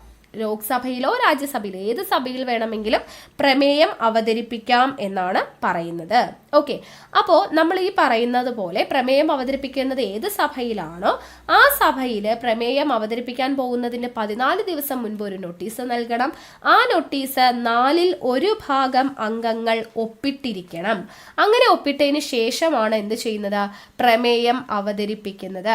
അപ്പോൾ പ്രമേയം എന്ത് ചെയ്യുന്നു? അവതരിപ്പിച്ചു. ഈ പ്രമേയം അവതരിപ്പിക്കുമ്പോൾ അത് പാസ്സാകുന്ന അല്ലെങ്കിൽ അത് പാസ്സാകണമെങ്കിൽ എന്ത് ചെയ്യണം? അവതരിപ്പിക്കപ്പെടുന്ന സഭയിലെ മൊത്തം അംഗങ്ങളിലെ 2/3 അംഗങ്ങളുടെ ഭൂരിപക്ഷം വേണം. ഇപ്പോൾ ഏതെങ്കിലും ഒരു സഭയിൽ അവതരിപ്പിച്ചു, അവിടെയുള്ളത് ഇപ്പോൾ ആദ്യം ലോക്സഭയിലാണെന്നുണ്ടെങ്കിൽ അവിടുത്തെ 2/3 അംഗങ്ങളുടെ അംഗീകാരം വേണം. ഇനി രണ്ടാമത്തെ സഭ അത് രാജ്യസഭയാണെന്നുണ്ടെങ്കിൽ അടുത്ത സഭയിൽ ഇതെന്ത് ചെയ്യണം? അടുത്ത സഭയിൽ അവതരിപ്പിക്കണം. അവിടെയും എന്ത് ചെയ്യണം? 2/3 ഭൂരിപക്ഷം അവിടെയും നമുക്ക് ലഭിക്കണം. അങ്ങനെ ഈ രണ്ടാമത്തെ സഭയിൽ എന്നാണോ നമ്മൾ അവതരിപ്പിക്കുന്നത് അവിടെ പാസ്സാവുന്നത് ആ തീയതിയിലാണ് പ്രസിഡന്റിനെ തൽസ്ഥാനത്തു നിന്ന് നീക്കം ചെയ്യുക. ഓക്കെ, അപ്പോൾ ഒന്നുകൂടെ പറയാം, ഇമ്പോർട്ടൻ്റ് ആണ്, ഇത് ഓർത്തിരിക്കുക. ആദ്യം എന്താണ് ചെയ്യുന്നത്? ഇംപീച്ച്മെന്റിൽ ആദ്യം ഒരു പ്രമേയം അവതരിപ്പിക്കണം. പക്ഷെ അതിന് അവതരിപ്പിക്കാൻ പോകുന്നതിൻ്റെ 14 ദിവസം മുൻപ് ഏത് സഭയിൽ അവതരിപ്പിക്കുന്നോ ആ സഭയിൽ ഒരു നോട്ടീസ് നൽകണം. നോട്ടീസ് നൽകുമ്പോൾ ആ സഭയിലുള്ള അംഗങ്ങളുടെ 1/4 അംഗങ്ങൾ അത് ഒപ്പിടണം. അതിനുശേഷം അത് അവതരിപ്പിക്കുന്നു. ഏത് സഭയിലാണോ അവതരിപ്പിക്കുന്നത് ആ സഭയിലുള്ള 2/3 ഭൂരിപക്ഷം ലഭിക്കുന്നു. അതിനുശേഷം അത് അടുത്ത സഭയിൽ അവതരിപ്പിക്കുന്നു. അവിടെയും 2/3 അംഗങ്ങളുടെ ഭൂരിപക്ഷം ലഭിച്ചാൽ അവിടെ പാസ്സാകുന്ന ദിവസമാണ് പ്രസിഡന്റിനെ നീക്കം ചെയ്യുന്നത് എന്നുള്ളത് ഓർത്തിരിക്കാം. ഓക്കെ, ഇനി ഈ ഇംപീച്ച്മെന്റിന്റെ നടപടിക്രമങ്ങൾ നടക്കുന്ന സമയത്തുണ്ടല്ലോ പ്രസിഡന്റിന് എന്ത് ചെയ്യാം? ആ സഭയിൽ വരികയും അദ്ദേഹത്തിന്റെ ഭാഗം ശരിയാണോ എന്നുള്ള കാര്യത്തിന് വിശദീകരണം നൽകൂലേ, അങ്ങനെ നൽകാവുന്നതോ ആണ് എന്ന് നമുക്ക് പറയാം. ഓക്കെ, അതായത് ഒരു കോടതി വിസ്താരം പോലെ നമുക്ക്, അതുകൊണ്ടാണ് ഇതിനെ അർദ്ധ ജുഡീഷ്യൽ നടപടിക്രമം എന്ന് പറയുന്നത്. ക്വാസി ജുഡീഷ്യൽ ആണ് ഈ ഇംപീച്ച്മെന്റ് എന്ന് പറയുന്ന പ്രോസസ്സ്. കാരണം എന്തുകൊണ്ടാണ്? കേസ് വാദിക്കുന്ന അല്ലെങ്കിൽ വിചാരണ നടക്കുന്ന വേളയിൽ പ്രസിഡന്റിന് എന്ത് ചെയ്യാം? തന്റെ ഭാഗം വിശദീകരിക്കാം എന്ന് പറയുന്നുണ്ട്. അപ്പം അതുകൊണ്ട് നമുക്കിതിന് എന്തെന്ന് പറയാം, ക്വാസി ജുഡീഷ്യൽ പ്രൊസീജിയർ ആണ്. ഇംപീച്ച്മെന്റ് എന്ന് പറയുന്നത് ഒരു അർദ്ധ ജുഡീഷ്യൽ പ്രൊസീജിയർ ആണ് എന്ന് നമുക്ക് പറയാൻ വേണ്ടി പറ്റും. ഓക്കെ അല്ലേ? ഇത്രയും കാര്യങ്ങൾ ക്ലിയർ ആയെന്ന് വിശ്വസിക്കുന്നു. അടുത്തത് നമ്മൾ നോക്കുന്നത് രാഷ്ട്രപതിയുടെ അധികാരങ്ങളെ കുറിച്ചാണ്. പ്രസിഡന്റിന്റെ അധികാരങ്ങളെ കുറിച്ചാണ് പറയുന്നത്. ഓക്കെ, അപ്പോൾ പ്രസിഡന്റിന് പ്രധാനമായിട്ടും എത്ര അധികാരങ്ങളുണ്ട് എന്നുള്ളത് നോക്കാം. ആദ്യത്തേത് എക്സിക്യൂട്ടീവ് പവേഴ്സ് കേട്ടോ. ആദ്യത്തേത് എന്താണ്? കാര്യനിർവഹണ അധികാരം. എക്സിക്യൂട്ടീവ് പവേഴ്സ് എന്ന് പറയാം അല്ലെ. എക്സിക്യൂട്ടീവ് പവേഴ്സ് അഥവാ കാര്യനിർവഹണ അധികാരം. 2 നിയമനിർമ്മാണ അധികാരങ്ങൾ. നിയമനിർമ്മാണ അധികാരങ്ങൾ. 3 സാമ്പത്തിക അധികാരങ്ങൾ. സാമ്പത്തിക അധികാരങ്ങൾ. 4 ജുഡീഷ്യൽ അധികാരങ്ങൾ. നീതിന്യായ വിഭാഗ അധികാരങ്ങൾ, ജുഡീഷ്യൽ അധികാരങ്ങൾ. 5 മിലിറ്ററി അധികാരങ്ങൾ. മിലിറ്ററി അധികാരങ്ങൾ. 6 അടിയന്തരാവസ്ഥയുമായി ബന്ധപ്പെട്ട അധികാരങ്ങൾ. അതുപോലെ 7 നയതന്ത്ര അധികാരങ്ങൾ. നയതന്ത്ര അധികാരങ്ങൾ. അപ്പം എന്തൊക്കെയാണ്? പ്രസിഡന്റിന്റെ അധികാരങ്ങൾ, എക്സിക്യൂട്ടീവ് പവേഴ്സ് അഥവാ കാര്യനിർവഹണ വിഭാഗ അധികാരം, നിയമനിർമ്മാണ അധികാരം, സാമ്പത്തിക അധികാരം, ജുഡീഷ്യൽ അധികാരം, മിലിറ്ററി അധികാരം, അടിയന്തരാവസ്ഥയുമായി ബന്ധപ്പെട്ട അധികാരം, നയതന്ത്ര അധികാരം. ഇതൊക്കെയാണ് പ്രധാനമായിട്ട് വരുന്ന രാഷ്ട്രപതിയുടെ അധികാരങ്ങൾ. അപ്പം ഇതിൽ ഓരോന്നും എന്താന്നുള്ളതാണ്. ആദ്യത്തേത് എക്സിക്യൂട്ടീവ് പവേഴ്സ് അല്ലെങ്കിൽ കാര്യനിർവഹണ വിഭാഗ അധികാരം. കാര്യനിർവഹണ അധികാരം എന്ന് വെച്ചാൽ എന്താണ്? അതായത് നമ്മുടെ ഇന്ത്യ ഗവൺമെന്റിന്റെ എല്ലാ കാര്യനിർവഹണ നടപടികളും നമ്മുടെ രാഷ്ട്രപതിയുടെ പേരിലാണ് നടക്കുന്നത്. അതായത് ഇപ്പോൾ നമുക്കറിയാം പ്രധാനമന്ത്രിയെ നിയമിക്കുന്നത്, ഈ നിയമനങ്ങളെല്ലാം നടത്തുന്നുണ്ടല്ലോ, അതെല്ലാം ഈ എക്സിക്യൂട്ടീവ് പവേഴ്സിൽ വരുന്നതാണ്. ആരൊക്കെയാണ്? പ്രധാനമന്ത്രിയെ നിയമിക്കുന്നത് രാഷ്ട്രപതിയാണ്. അതുപോലെ തന്നെ മറ്റു മന്ത്രിമാരെ നിയമിക്കുന്നത് രാഷ്ട്രപതിയാണ്. അറ്റോർണി ജനറലിനെ നിയമിക്കുന്നത് രാഷ്ട്രപതിയാണ്. അദ്ദേഹത്തിന്റെ ശമ്പളം ഇതൊക്കെ തീരുമാനിക്കുന്നത്. അതുപോലെ കൺട്രോളർ ആൻഡ് ഓഡിറ്റർ ജനറലിനെ നിയമിക്കുന്നത് എന്താണ്? രാഷ്ട്രപതിയാണ്. അതുപോലെ ചീഫ് ഇലക്ഷൻ കമ്മീഷണറെ നിയമിക്കുന്നത് അദ്ദേഹമാണ്. അതുപോലെ തന്നെ UPSC ചെയർമാനെ നിയമിക്കുന്നത്, അതുപോലെ സംസ്ഥാന ഗവർണർമാരെ നിയമിക്കുന്നത് അദ്ദേഹമാണ്. ഫിനാൻസ് കമ്മീഷൻ ചെയർമാനെ നിയമിക്കുന്നത് അദ്ദേഹമാണ്. ഓക്കെ, അപ്പൊ ഇങ്ങനെ എല്ലാവരെയും നിയമിക്കുന്നു എന്ന് പറഞ്ഞു അല്ലെ. അപ്പൊ ഇതാണ് എന്ത് വരുന്നത്? പ്രധാനമായിട്ടും എക്സിക്യൂട്ടീവ് പവേഴ്സ്. പ്രധാനമന്ത്രി, attorney general, controller and auditor general, chief election commissioner, UPSC chairman, ഗവർണർമാർ, ഫിനാൻസ് കമ്മീഷൻ ചെയർപേഴ്സൺ, ഇങ്ങനെയുള്ളവരെയൊക്കെ നിയമിക്കുന്നത് രാഷ്ട്രപതിയാണ്. അതാണ് അദ്ദേഹത്തിന്റെ എക്സിക്യൂട്ടീവ് പവേഴ്സിൽ പ്രധാനമായിട്ടും പഠിച്ചിരിക്കേണ്ടത്. ഇനി നിയമനിർമ്മാണ അധികാരങ്ങൾ. നിയമനിർമ്മാണ അധികാരങ്ങൾ എന്ന് പറയുമ്പോൾ നമ്മൾ പഠിച്ചിരിക്കേണ്ട ഇമ്പോർട്ടൻ്റ് ആയിട്ടുള്ള പോയിന്റ്, ഇപ്പോൾ പാർലമെന്റ് സമ്മേളനങ്ങൾ വിളിച്ചു ചേർക്കുക, കാലാവധിക്ക് മുൻപ് സമ്മേളനങ്ങൾ അവസാനിപ്പിക്കുക, പിരിച്ചുവിടുക, ഇതിനുള്ള അധികാരമൊക്കെ ആർക്കുണ്ട്? പ്രസിഡന്റിനുണ്ട്. പാർലമെന്റ് സമ്മേളനങ്ങൾ വിളിച്ചു കൂട്ടുക, കാലാവധിക്ക് മുൻപ് പിരിച്ചുവിടുക, നിർത്തിവെക്കുക, ഇതിന്റെ എല്ലാം അധികാരം പ്രസിഡന്റിനുള്ളതാണ്. അത് നിയമനിർമ്മാണത്തിൽ വരുന്നതാണ്. പാർലമെന്റ് സമ്മേളനങ്ങൾ വിളിച്ചു ചേർക്കുന്നതും പിരിച്ചുവിടുന്നതും നീക്കിവെക്കുന്നതും ഒക്കെ. ഓക്കെ, പാർലമെന്റ് സമ്മേളനം. അതുപോലെ പാർലമെന്റിന്റെ സംയുക്ത സമ്മേളനം വിളിച്ചു ചേർക്കുന്നതിനുള്ള അധികാരം, ജോയിന്റ് സിറ്റിംഗ് അറിയാവോ അല്ലെ? സംയുക്ത സമ്മേളനം അഥവാ ജോയിന്റ് സിറ്റിംഗ്. അപ്പൊ ജോയിന്റ് സിറ്റിംഗ് വിളിച്ചു ചേർക്കുന്നത്, പാർലമെന്റ് സമ്മേളനം വിളിച്ചു ചേർക്കുന്നത്, സംയുക്ത സമ്മേളനം വിളിച്ചു ചേർക്കുന്നത് പ്രസിഡന്റ് ആണ് എന്നുള്ളത് അതും ഇമ്പോർട്ടൻ്റ് ആണ്. നിയമനിർമ്മാണ അധികാരത്തിൽ വരുന്നതാണ്. ഓക്കെ, അതുപോലെ തന്നെ പൊതു തെരഞ്ഞെടുപ്പിന് ശേഷമുള്ള ആദ്യത്തെ സെഷനിലും ഓരോ വർഷത്തിലെയും പാർലമെന്റിന്റെ ആദ്യത്തെ സെഷനിലെയും പാർലമെന്റിനെ അഭിസംബോധന ചെയ്യുന്നത് പ്രസിഡന്റ് ആണ്. പാർലമെന്റിനെ അഭിസംബോധന ചെയ്യുന്നത് നമ്മൾ പഠിച്ചതാണ് അല്ലെ. അപ്പൊ അതെല്ലാം എന്താണ്? രാഷ്ട്രപതിയുടെ നിയമനിർമ്മാണ അധികാരത്തിൽ വരുന്നതാണ്. ഇനി അടുത്തതാണ് സാമ്പത്തിക അധികാരം. അപ്പൊ സാമ്പത്തിക അധികാരം എന്ന് പറയുമ്പോൾ അവിടെ പ്രധാനമായിട്ടും വരുന്നത്, ഒന്ന് മണി ബില്ലുകൾ സംബന്ധിച്ച്, അല്ലെങ്കിൽ മണി ബില്ലുകൾ പാർലമെന്റിൽ അവതരിപ്പിക്കുന്നതിന് ആരുടെ ശുപാർശ ആവശ്യമാണ്? പ്രസിഡന്റിന്റെ മുൻകൂർ ശുപാർശ ആവശ്യമാണ്. മണി ബില്ലുകൾ പാർലമെന്റിൽ അവതരിപ്പിക്കണമെങ്കിൽ പ്രസിഡന്റിന്റെ മുൻകൂർ ശുപാർശകൾ ആവശ്യമാണ് എന്ന് പറയുന്നു. അത് സാമ്പത്തിക അധികാരത്തിൽ വരുന്നതാണ്. അതുപോലെ തന്നെയാണ് നമുക്കറിയാം ബജറ്റ്, അല്ലെ? അപ്പൊ യൂണിയൻ ബജറ്റ് എന്ന് പറയുന്ന അല്ലെങ്കിൽ വാർഷിക ഫിനാൻഷ്യൽ സ്റ്റേറ്റ്മെന്റ് എന്ന് പറയുന്നത് പ്രസിഡന്റിന്റെ നിർദ്ദേശപ്രകാരമാണ് സമർപ്പിക്കപ്പെടുന്നത്. അതും ഇമ്പോർട്ടന്റ് ആണ്. അതുപോലെ തന്നെയാണ് രാഷ്ട്രപതിയുടെ ശുപാർശയില്ലാതെ നമുക്ക് ഗ്രാന്റ് ആവശ്യപ്പെടാൻ പറ്റത്തില്ല. ബജറ്റ് പാർലമെന്റിൽ അവതരിപ്പിക്കുന്നത് പ്രസിഡന്റിന്റെ പേരിലാണ് എന്നുള്ളത്. അപ്പൊ പ്രധാനമായിട്ടും മണി ബില്ലും ബജറ്റും സാമ്പത്തിക അധികാരത്തിൽ വരുന്നതാണ്. ഇനി ജുഡീഷ്യൽ അധികാരങ്ങൾ. എന്താണ് ജുഡീഷ്യൽ അധികാരങ്ങൾ എന്ന് പറയുന്നത്? സുപ്രീം കോടതി ചീഫ് ജസ്റ്റിസിനെയും ജഡ്ജിമാരെയും ഒക്കെ നിയമിക്കുന്നത് ആരാണ്? രാഷ്ട്രപതിയാണ്. അപ്പൊ അത് ജുഡീഷ്യൽ അധികാരത്തിൽ വരുന്നതാണ്.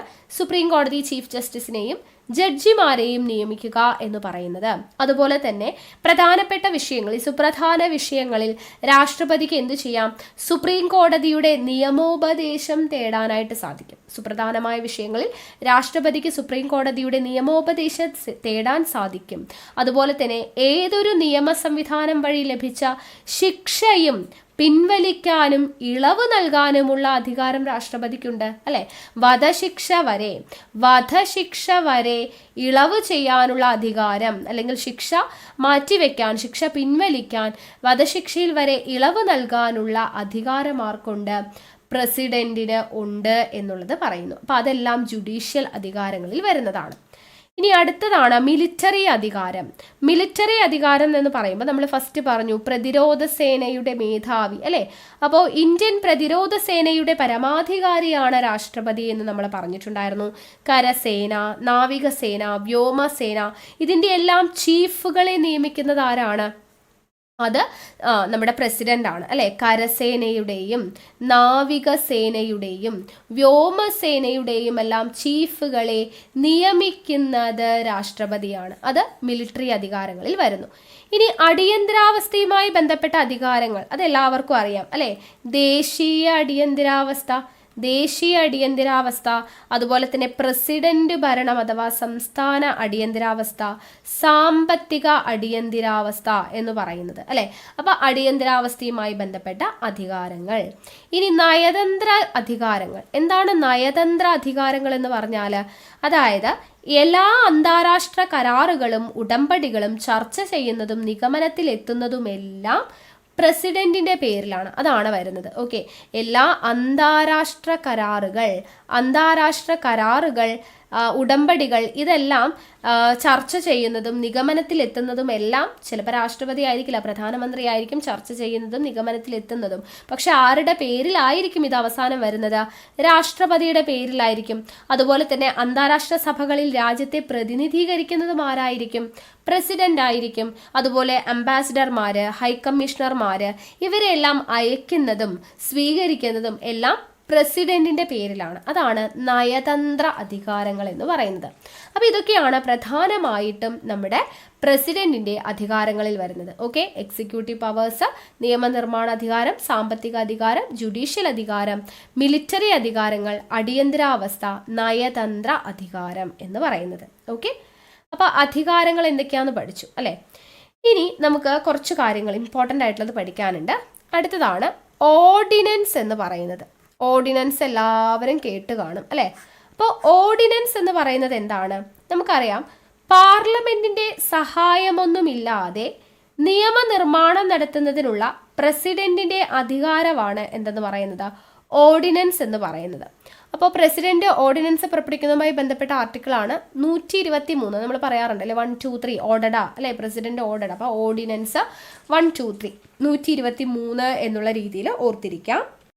അപ്പോൾ എന്താണ് ഓർഡിനൻസ് എന്നുള്ളത് മനസ്സിലാക്കുക. അതായത് നമ്മുടെ പാർലമെന്റ് പിരിച്ചുവിട്ടിരിക്കുന്ന സമയമാണെന്ന് വിചാരിക്കുക. പാർലമെന്റ് പിരിച്ചുവിട്ടിരിക്കുന്ന സമയത്ത് പെട്ടെന്ന് ഒരു നമ്മുടെ രാജ്യവുമായി ബന്ധപ്പെട്ട എന്തെങ്കിലും ഒരു പ്രത്യേക കാര്യങ്ങളിൽ പെട്ടെന്നൊരു തീരുമാനം അല്ലെങ്കിൽ പെട്ടെന്നൊരു നിയമനിർമ്മാണം നടത്തേണ്ട ഒരു അവസ്ഥ വരുവാണ്. പാർലമെന്റ് പിരിച്ചുവിട്ടിരിക്കുന്ന സമയമാണ്. അപ്പം അങ്ങനെ വരുന്ന സമയത്ത് പ്രസിഡന്റിന് എന്ത് ചെയ്യാം? പെട്ടെന്ന് ഒരു നിയമനിർമ്മാണം നടത്തുന്നതിനുള്ള അധികാരമുണ്ട്. അതാണ് ഈ ഓർഡിനൻസ് എന്ന് പറയുന്നത്. പക്ഷേ ഈ ഓർഡിനൻസിന് ഒരു കാലാവധിയുണ്ട്. എത്രയാണ്? 6 മാസം വരെ കാലാവധിയുള്ളൂ. ഓക്കെ, അപ്പോൾ ഒരു ഓർഡിനൻസ് രാഷ്ട്രപതി പുറപ്പെടുവിച്ചിട്ടുണ്ടെങ്കിൽ 6 മാസത്തിനകം പാർലമെന്റ് അത് അംഗീകരിക്കണം. ഇല്ലെന്നുണ്ടെങ്കിൽ ഈ ഓർഡിനൻസ് എന്ത് പറ്റും? അസാധുവായിട്ട് പോകും. അതുകൊണ്ടാണ് നമ്മൾ പറയുന്നത് പാർലമെന്റ് 6 മാസത്തിലൊരിക്കൽ സമ്മേളിക്കണം എന്നുള്ളത്, അല്ലെ? 6 മാസത്തിൽ കൂടുതൽ സമ്മേളിക്കാതിരുന്നു കഴിഞ്ഞാൽ ഇങ്ങനെ എന്തെങ്കിലും ഓർഡിനൻസ് പുറപ്പെടുവിച്ചിട്ടുണ്ടെങ്കിൽ അത് എന്താണ്, അംഗീകരിക്കാനായിട്ട് പറ്റാതെ വരും. ഓക്കെ, അപ്പോൾ പാർലമെന്റ് പിരിച്ചുവിട്ടിരിക്കുന്ന വേളകളിൽ അത്യാവശ്യമായിട്ട് രാജ്യത്തെ സംബന്ധിക്കുന്ന കാര്യങ്ങളിൽ നിയമനിർമ്മാണം നടത്താനായിട്ട് രാഷ്ട്രപതി എടുക്കുന്ന ആ ഒരു നിയമം നിർമ്മിക്കുന്ന പ്രൊസീജിയറാണ് ഓർഡിനൻസ് എന്ന് പറയുന്നത്. അപ്പോൾ അതൊരു താൽക്കാലിക നിയമനിർമ്മാണമാണ് ഓർഡിനൻസ്. ഓർഡിനൻസ് എത്രയാണ് കാലാവധി? 6 മാസം. 6 മാസത്തിനുള്ളിൽ പാർലമെന്റ് ഇത് അംഗീകരിച്ചിട്ടില്ലെങ്കിൽ ആ ഓർഡിനൻസ് അല്ലെങ്കിൽ ആ ഒരു നിയമം അസാധുവാകും എന്നുള്ളത് ഓർത്തിരിക്കുക. ഓക്കെ, അപ്പോൾ ഓർഡിനൻസ് എന്താണെന്നുള്ളത് ഓർത്തിരിക്കുക. അപ്പോൾ ഓർഡിനൻസ് നിയമങ്ങൾ ഏത് തരത്തിലുള്ളതാണ്? ടെമ്പററി ആണോ പെർമനന്റ് ആണോ, സ്ഥിരമാണോ താൽക്കാലികമാണോ എന്ന് ചോദിച്ചു കഴിഞ്ഞാൽ താൽക്കാലികമാണ്. കാരണം 6 മാസം വരെ കാലാവധിയുള്ളൂ എന്നുള്ളത് ഓർത്തിരിക്കുക. ഓക്കെ, അപ്പോൾ ഓർഡിനൻസ് കാലാവധിക്ക് മുൻപ് പിൻവലിക്കാനുള്ള അധികാരവും ആർക്കുണ്ട്? പ്രസിഡന്റിനുണ്ട്. ഓർഡിനൻസ് പുറപ്പെടുവിച്ചിട്ട് അത് 6 മാസം കാലാവധി ഉണ്ട്, പക്ഷെ അതിന് മുൻപ് തന്നെ പിൻവലിക്കാനുള്ള അധികാരം ആർക്കുണ്ട്? അത് പ്രസിഡന്റിനുണ്ട്.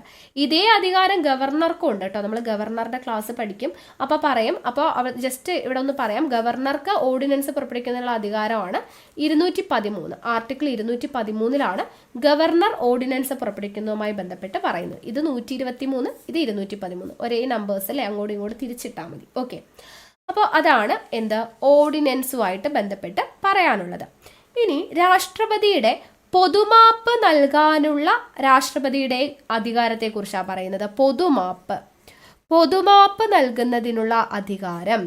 അപ്പോൾ പൊതുമാപ്പ് നൽകുന്നതിനുള്ള രാഷ്ട്രപതിയുടെ അധികാരത്തെക്കുറിച്ച് പറയുന്നത് ആർട്ടിക്കിൾ 72 ഞാൻ പറഞ്ഞു, സുപ്രീം കോടതി ഉൾപ്പെടെ ഇന്ത്യയിലെ ഏത് കോടതി നൽകുന്ന ശിക്ഷ, അല്ലെ, അത് മരണശിക്ഷയാണെങ്കിൽ കൂടി അത് നിർത്തിവെക്കാനോ ഇളവ് ചെയ്യാനോ മാപ്പ് നൽകാനോ ഉള്ള അധികാരം ആർക്കുണ്ട്? രാഷ്ട്രപതിക്കുണ്ട്. ഇതേ അധികാരം ഗവർണർക്കുണ്ട്, പക്ഷെ അവിടെ ഒരു എക്സെപ്ഷൻ ഉണ്ട്. എന്താണ്? ഗവർണർക്ക് ഈ പറയുന്ന മരണശിക്ഷ ഒഴിവാക്കാനായിട്ട് ഗവർണർക്ക് സാധിക്കില്ല. മരണശിക്ഷ ഒഴിവാക്കാനായിട്ട് ഗവർണർക്ക് സാധിക്കില്ല, പക്ഷെ ബാക്കിയുള്ള ശിക്ഷകളിൽ ഇളവ് ചെയ്ത് നൽകാനായിട്ട് ആർക്ക് സാധിക്കും? ഗവർണർക്ക് സാധിക്കും. ഓക്കെ, അപ്പോൾ ഇതിൽ പൊതുമാപ്പ് എന്ന് പറയുന്നത് ഗവർണറുടെ എന്ന് പറയുന്നത് 161 ഗവർണർക്ക് പൊതുമാപ്പ് നൽകുന്നതിനുള്ള അധികാരത്തെക്കുറിച്ച് പറയുന്നത്. രാഷ്ട്രപതിയുടേതാണെങ്കിൽ 72. അപ്പോൾ ഇവിടെ നമ്മൾ 1, 2, 3 ഓടട എന്ന് ഓർത്തതുപോലെ പൊതുമാപ്പ് നൽകുന്നതിനുള്ള പ്രസിഡന്റ്, അപ്പം മാപ്പ് നൽകുകയാണ് അല്ലേ. അപ്പോൾ അത് ഓർത്തിരിക്കാൻ വേണ്ടിയിട്ട് 72 നമുക്ക് എങ്ങനെ ഓർക്കാം? ഇപ്പം നിങ്ങളൊരാളോട് മാപ്പ് പറയുകയാണേ, അപ്പം എങ്ങനെയാണ് മാപ്പ് പറയുന്നത്? എഴുന്നേറ്റ് നിന്ന് 2 കൈയും കൂപ്പിയാണ് മാപ്പ് പറയുന്നത്. അങ്ങനെ ഓർത്താൽ മതി. എഴുന്നേറ്റ് എന്ന് പറയുമ്പോൾ 7 ഓർക്കാം, 2 കൈയും കൂപ്പി എന്ന് പറയുമ്പോൾ 2. അപ്പം 7, 2, 72 രാഷ്ട്രപതിയുടെ പൊതുമാപ്പ് നൽകുന്നതിനുള്ള അധികാരത്തെക്കുറിച്ച് പറയുന്നത്. 72, എഴുന്നേറ്റ് നിന്ന് 2 കൈയും കൂപ്പി മാപ്പ് ചോദിക്കുന്നത് ഓർത്താൽ മതി. ഓക്കെ അല്ലേ? അപ്പോൾ 72 കിട്ടിയെന്ന് വിശ്വസിക്കുന്നു. ദെൻ അടുത്തതാണ് വീറ്റോ പവർ. എന്താണ് വീറ്റോ പവർ എന്ന് വെച്ചാൽ? വീറ്റോ പവർ എന്ന് പറഞ്ഞാൽ പാർലമെന്റിൽ പാസ്സാക്കുന്ന ബില്ലുകൾക്ക് അന്തിമ അനുമതി ആരാ നൽകുന്നത്? ഒരു ബില്ല് പാർലമെന്റിൽ പാസ്സാവുന്നു അല്ലെ, ലോക്സഭയിൽ അവതരിപ്പിക്കുന്നു, രാജ്യസഭയിൽ അവതരിപ്പിക്കുന്നു, അവസാനം പ്രസിഡന്റ് ഒപ്പുവച്ചാലേ അത് നിയമമായിട്ട് മാറുള്ളൂ അല്ലെ, നമ്മൾ പഠിച്ചിട്ടുണ്ട്. അപ്പോൾ പാർലമെന്റിൽ പാസ്സാക്കുന്ന ബില്ലുകൾക്ക് അന്തിമ അനുമതി നൽകുന്നത് ആരാണ്? പ്രസിഡന്റ് ആണ് അല്ലെ. അപ്പോൾ രാഷ്ട്രപതിക്ക് ഒരു ബില്ല് പ്രസിഡന്റിന്റെ കയ്യിൽ എത്തുന്ന സമയത്ത് അത് അംഗീകരിക്കണമെന്ന് നിർബന്ധമൊന്നുമില്ല. രാഷ്ട്രപതിക്ക് എന്ത് ചെയ്യാം? ആ ഒരു ബില്ല് അദ്ദേഹത്തിന്റെ മുൻപിൽ വന്നാൽ അതിനുമേലെ വിസമ്മതം പ്രകടിപ്പിക്കാനായിട്ട് പറ്റും. രാഷ്ട്രപതിക്ക് അത് വിസമ്മതിക്കാം. അപ്പോൾ അങ്ങനെ രാഷ്ട്രപതിക്ക് വിസമ്മതം പ്രകടിപ്പിക്കാൻ പറ്റുന്ന ആ ഒരു അധികാരത്തെയാണ് നമ്മൾ വീറ്റോ പവർ എന്ന് പറയുന്നത്. അപ്പോൾ വിസമ്മതിക്കാനുള്ള അധികാരമാണ് വീറ്റോ പവർ. ഒരു ബില്ല് പ്രസിഡന്റിന്റെ മുമ്പിൽ എത്തുമ്പോൾ അതിനെ വിസമ്മതിക്കുന്നതിനുള്ള അധികാരമാണ് വീറ്റോ പവർ എന്നുള്ളത് ഓർത്തിരിക്കുക. ഇതിനെക്കുറിച്ച് പറയുന്നത് ആർട്ടിക്കിൾ 111 വീറ്റോ പവറിനെ കുറിച്ച് പറയുന്നത്. പ്രസിഡന്റിന്റെ വീറ്റോ പവറിനുമായി ബന്ധപ്പെട്ടത് എന്താണ്? ആർട്ടിക്കിൾ 111 എന്ന് പറയുന്നത്. ഈ വീറ്റോ പവർ 3 തരത്തിലുണ്ട് കേട്ടോ. 3 വീറ്റോ അധികാരങ്ങളാണുള്ളത്. ഒന്ന് അബ്സല്യൂട്ട് വീറ്റോ.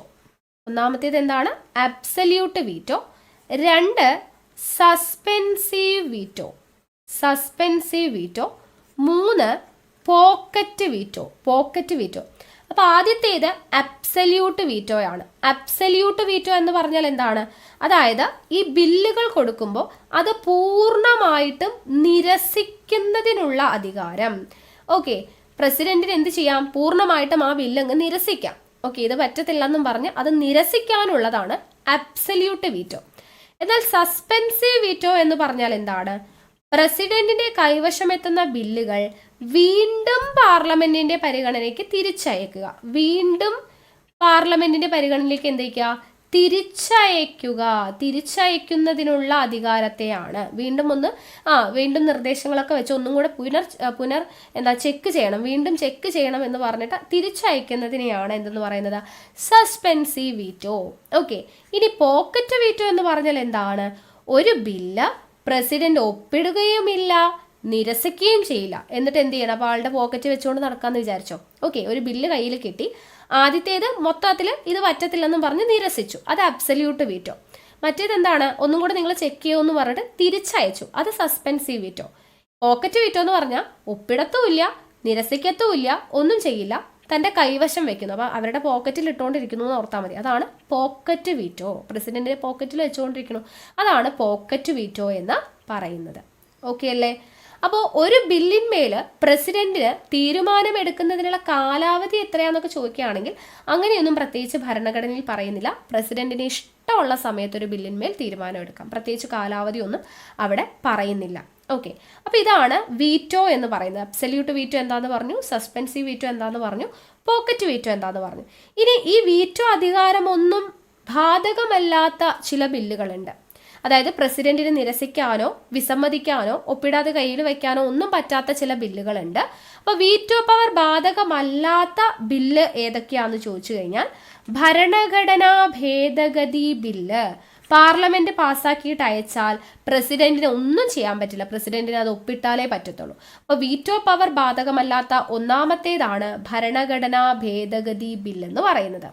രണ്ടാമത്തേത് അതുപോലെ തന്നെ മണി ബില്ലുകൾ. രണ്ടാമത്തേതാണ് മണി ബില്ലുകൾ. ഇതുപോലെ തിരിച്ചയക്കാനൊന്നും പറ്റാത്ത ബില്ലുകളാണ്. ഓക്കെ, അപ്പോൾ വീറ്റോ അധികാരം ഉപയോഗിക്കാൻ പറ്റാത്തത് ഭരണഘടനാ ഭേദഗതി ബില്ലും മണി ബില്ലുമാണ് എന്നുള്ളത് ഓർത്തിരിക്കുക.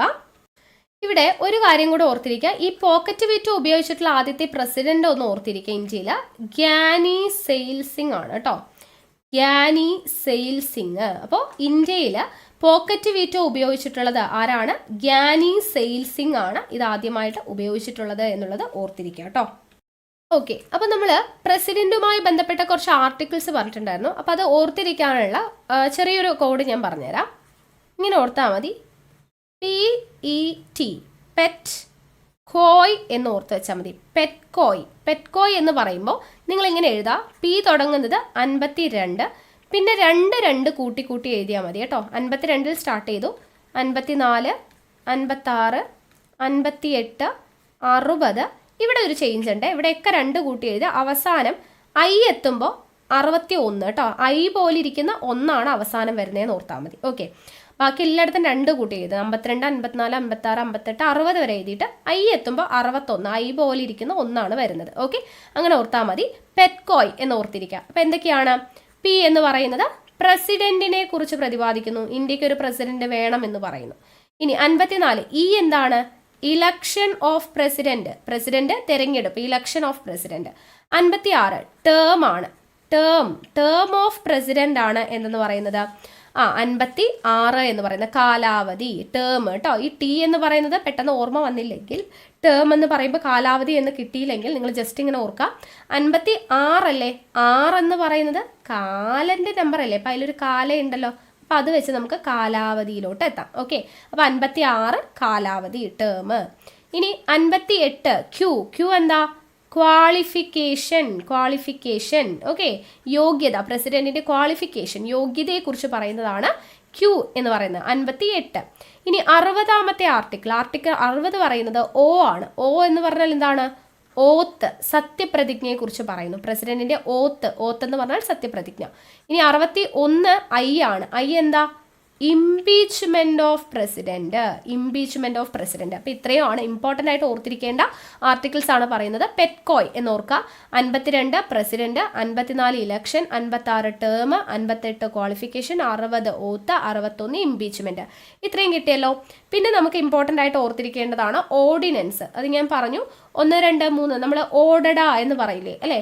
റെഡി 1 2 3 1 2 3 ഓർഡഡ എന്ന് പറയുന്നത് പോലെ ഓർഡിനൻസ് 1 2 3 അതെല്ലാവർക്കും അറിയുന്നതാ. പിന്നെ വീറ്റോ പവർ ഓർത്തിരിക്കുക. 111 വീറ്റോ പവർ. അപ്പോൾ 3 പേര് ഒരുമിച്ച് നിന്നാൽ ഭയങ്കര പവറാന്ന് ഓർത്താൽ മതി. അപ്പോൾ 3 പേര് ഒരുമിച്ചിട്ടാണ് കേട്ടോ. അപ്പോൾ 3 ആളുകളെ ഇങ്ങനെ നമ്മൾ റെപ്രസെന്റ് ചെയ്യുന്നത് 111. അപ്പോൾ വീറ്റോ പവറുമായിട്ട് ബന്ധപ്പെട്ടത് 111 എന്നുള്ളത് ഓർത്തിരിക്കുക. പിന്നെ നമ്മൾ പറഞ്ഞു മാപ്പധികാരം 72 അല്ലേ. അപ്പോൾ പൊതുമാപ്പ്. അപ്പം മാപ്പ് എന്ന് പറയുമ്പോൾ നമ്മൾ എന്താ പറഞ്ഞത്, എഴുന്നേറ്റ് നിന്ന് 2 കൈയും കൂപ്പിയാണ് നമ്മൾ മാപ്പ് ചോദിക്കുന്നത് അല്ലേ. അപ്പോൾ പൊതുമാപ്പ് നൽകുന്നു എന്നുള്ള രീതിയിൽ 72 പൊതുമാപ്പ് എന്നുള്ളത് ഓർത്തിരിക്കാമല്ലോ. ഓക്കെ, അപ്പോൾ ഇത്രയും ആർട്ടിക്കിൾസ് എങ്കിലും നിങ്ങൾ ഓർത്തിരിക്കുക കേട്ടോ ഈ കണക്ഷൻസ് വെച്ചിട്ട്. ഓക്കെ, അപ്പോൾ ഇത്രയുമാണ് നമ്മുടെ രാഷ്ട്രപതിയെ കുറിച്ച് നമുക്ക് പഠിക്കാനുള്ള ഇമ്പോർട്ടൻ്റ് ആയിട്ടുള്ള പോയിന്റ്സ്. ഓൾമോസ്റ്റ് എല്ലാ പോയിന്റ്സും ഞാൻ പറഞ്ഞിട്ടുണ്ട്. ഇനി നമുക്ക് രാഷ്ട്രപതിമാർ അവരുടെ ഇമ്പോർട്ടൻസ് പഠിക്കുന്നുണ്ട്. അത് നമുക്ക് പിന്നീട് ഒരു ക്ലാസ്സിൽ പഠിക്കാം കേട്ടോ. ഓക്കെ, അപ്പോൾ ഇവിടെ ഏറ്റവും പ്രധാനപ്പെട്ട നമ്മളിപ്പോൾ രാഷ്ട്രപതിമാരെന്നും പറഞ്ഞിട്ട് അവരെക്കുറിച്ചല്ല പഠിക്കുന്നത്. നമ്മൾ കാര്യനിർവഹണ വിഭാഗം എന്ന് പറയുന്ന ഭാഗത്തിൽ രാഷ്ട്രപതിയെ കുറിച്ചാണ് പഠിക്കുന്നത്. അപ്പോൾ നമ്മൾ രാഷ്ട്രപതി എന്ന് പറയുന്ന ഭാഗം കംപ്ലീറ്റ് ആയിട്ട് പഠിച്ചു. ഓക്കെ, അപ്പോൾ ഇത് നോട്ട് തയ്യാറാക്കിയിട്ട് പഠിക്കുക. എനിക്കറിയാം കുറച്ച് ലെങ്തി ആയിട്ടുള്ള ക്ലാസ് ആണ്, കുറേ കാര്യങ്ങൾ പഠിക്കാനുണ്ട്. പക്ഷെ നിങ്ങൾ ഒരു തവണ ക്ലാസ് കേട്ട് നോട്ട് റെഡിയാക്കി ഒരു തവണ റിവിഷനും കൂടെ ചെയ്ത് നമ്മുടെ PYQ ഡിസ്കഷനും കൂടെ കഴിയുമ്പോഴത്തേക്കും വളരെ ക്ലിയർ ആയിട്ട് നിങ്ങൾക്കത് മനസ്സിലാവും. ഓക്കെ, ഉപരാഷ്ട്രപതി എന്ന് പറയുന്ന ഈ ഒരു കാര്യം, അല്ലെങ്കിൽ ഇന്ത്യക്ക് ഒരു വൈസ് പ്രസിഡന്റ് ഉണ്ടായിരിക്കും എന്ന് പറയുന്ന ആർട്ടിക്കിൾ എത്രയാണ് എന്ന് ചോദിച്ചു കഴിഞ്ഞാൽ ആർട്ടിക്കിൾ 63 എന്ന് പറയുന്നത് ഇന്ത്യക്ക് ഒരു വൈസ് പ്രസിഡന്റ്, ഒരു ഉപരാഷ്ട്രപതി ഉണ്ടായിരിക്കും എന്ന് പറയുന്നത് ആർട്ടിക്കിൾ 63. അപ്പോൾ ഇന്ത്യയുടെ പ്രഥമ പൗരൻ എന്ന് നമ്മൾ പഠിച്ചു ആരെ, രാഷ്ട്രപതിയെ. അപ്പോൾ ഇന്ത്യയുടെ 2ാമത്തെ പൗരൻ എന്ന പേരിൽ അറിയപ്പെടുന്നത് ഉപരാഷ്ട്രപതിയാണ്. ഇന്ത്യയുടെ 2ാമത്തെ പൗരൻ എന്നറിയപ്പെടുന്നത് ഉപരാഷ്ട്രപതിയാണ്. ഈ ഉപരാഷ്ട്രപതി അല്ലെങ്കിൽ വൈസ് പ്രസിഡന്റ് എന്ന് പറയുന്ന ആശയം നമ്മൾ കടം കൊണ്ടിരിക്കുന്നത് എവിടെ നിന്നാണ്, അമേരിക്കയുടെ കയ്യിൽ നിന്നുമാണ്. ഓക്കെ, അമേരിക്കയുടെ കയ്യിൽ നിന്നുമാണ് ഉപരാഷ്ട്രപതി അല്ലെങ്കിൽ വൈസ് പ്രസിഡന്റ് എന്ന് പറയുന്ന ആശയം നമ്മൾ കടം കൊണ്ടിട്ടുള്ളത്. അപ്പോൾ നമ്മൾ പറഞ്ഞു ആർട്ടിക്കിൾ 63 ഇന്ത്യക്ക് ഒരു വൈസ് പ്രസിഡന്റ് ഉണ്ടായിരിക്കണം എന്ന് പറയുന്നത് അല്ലേ.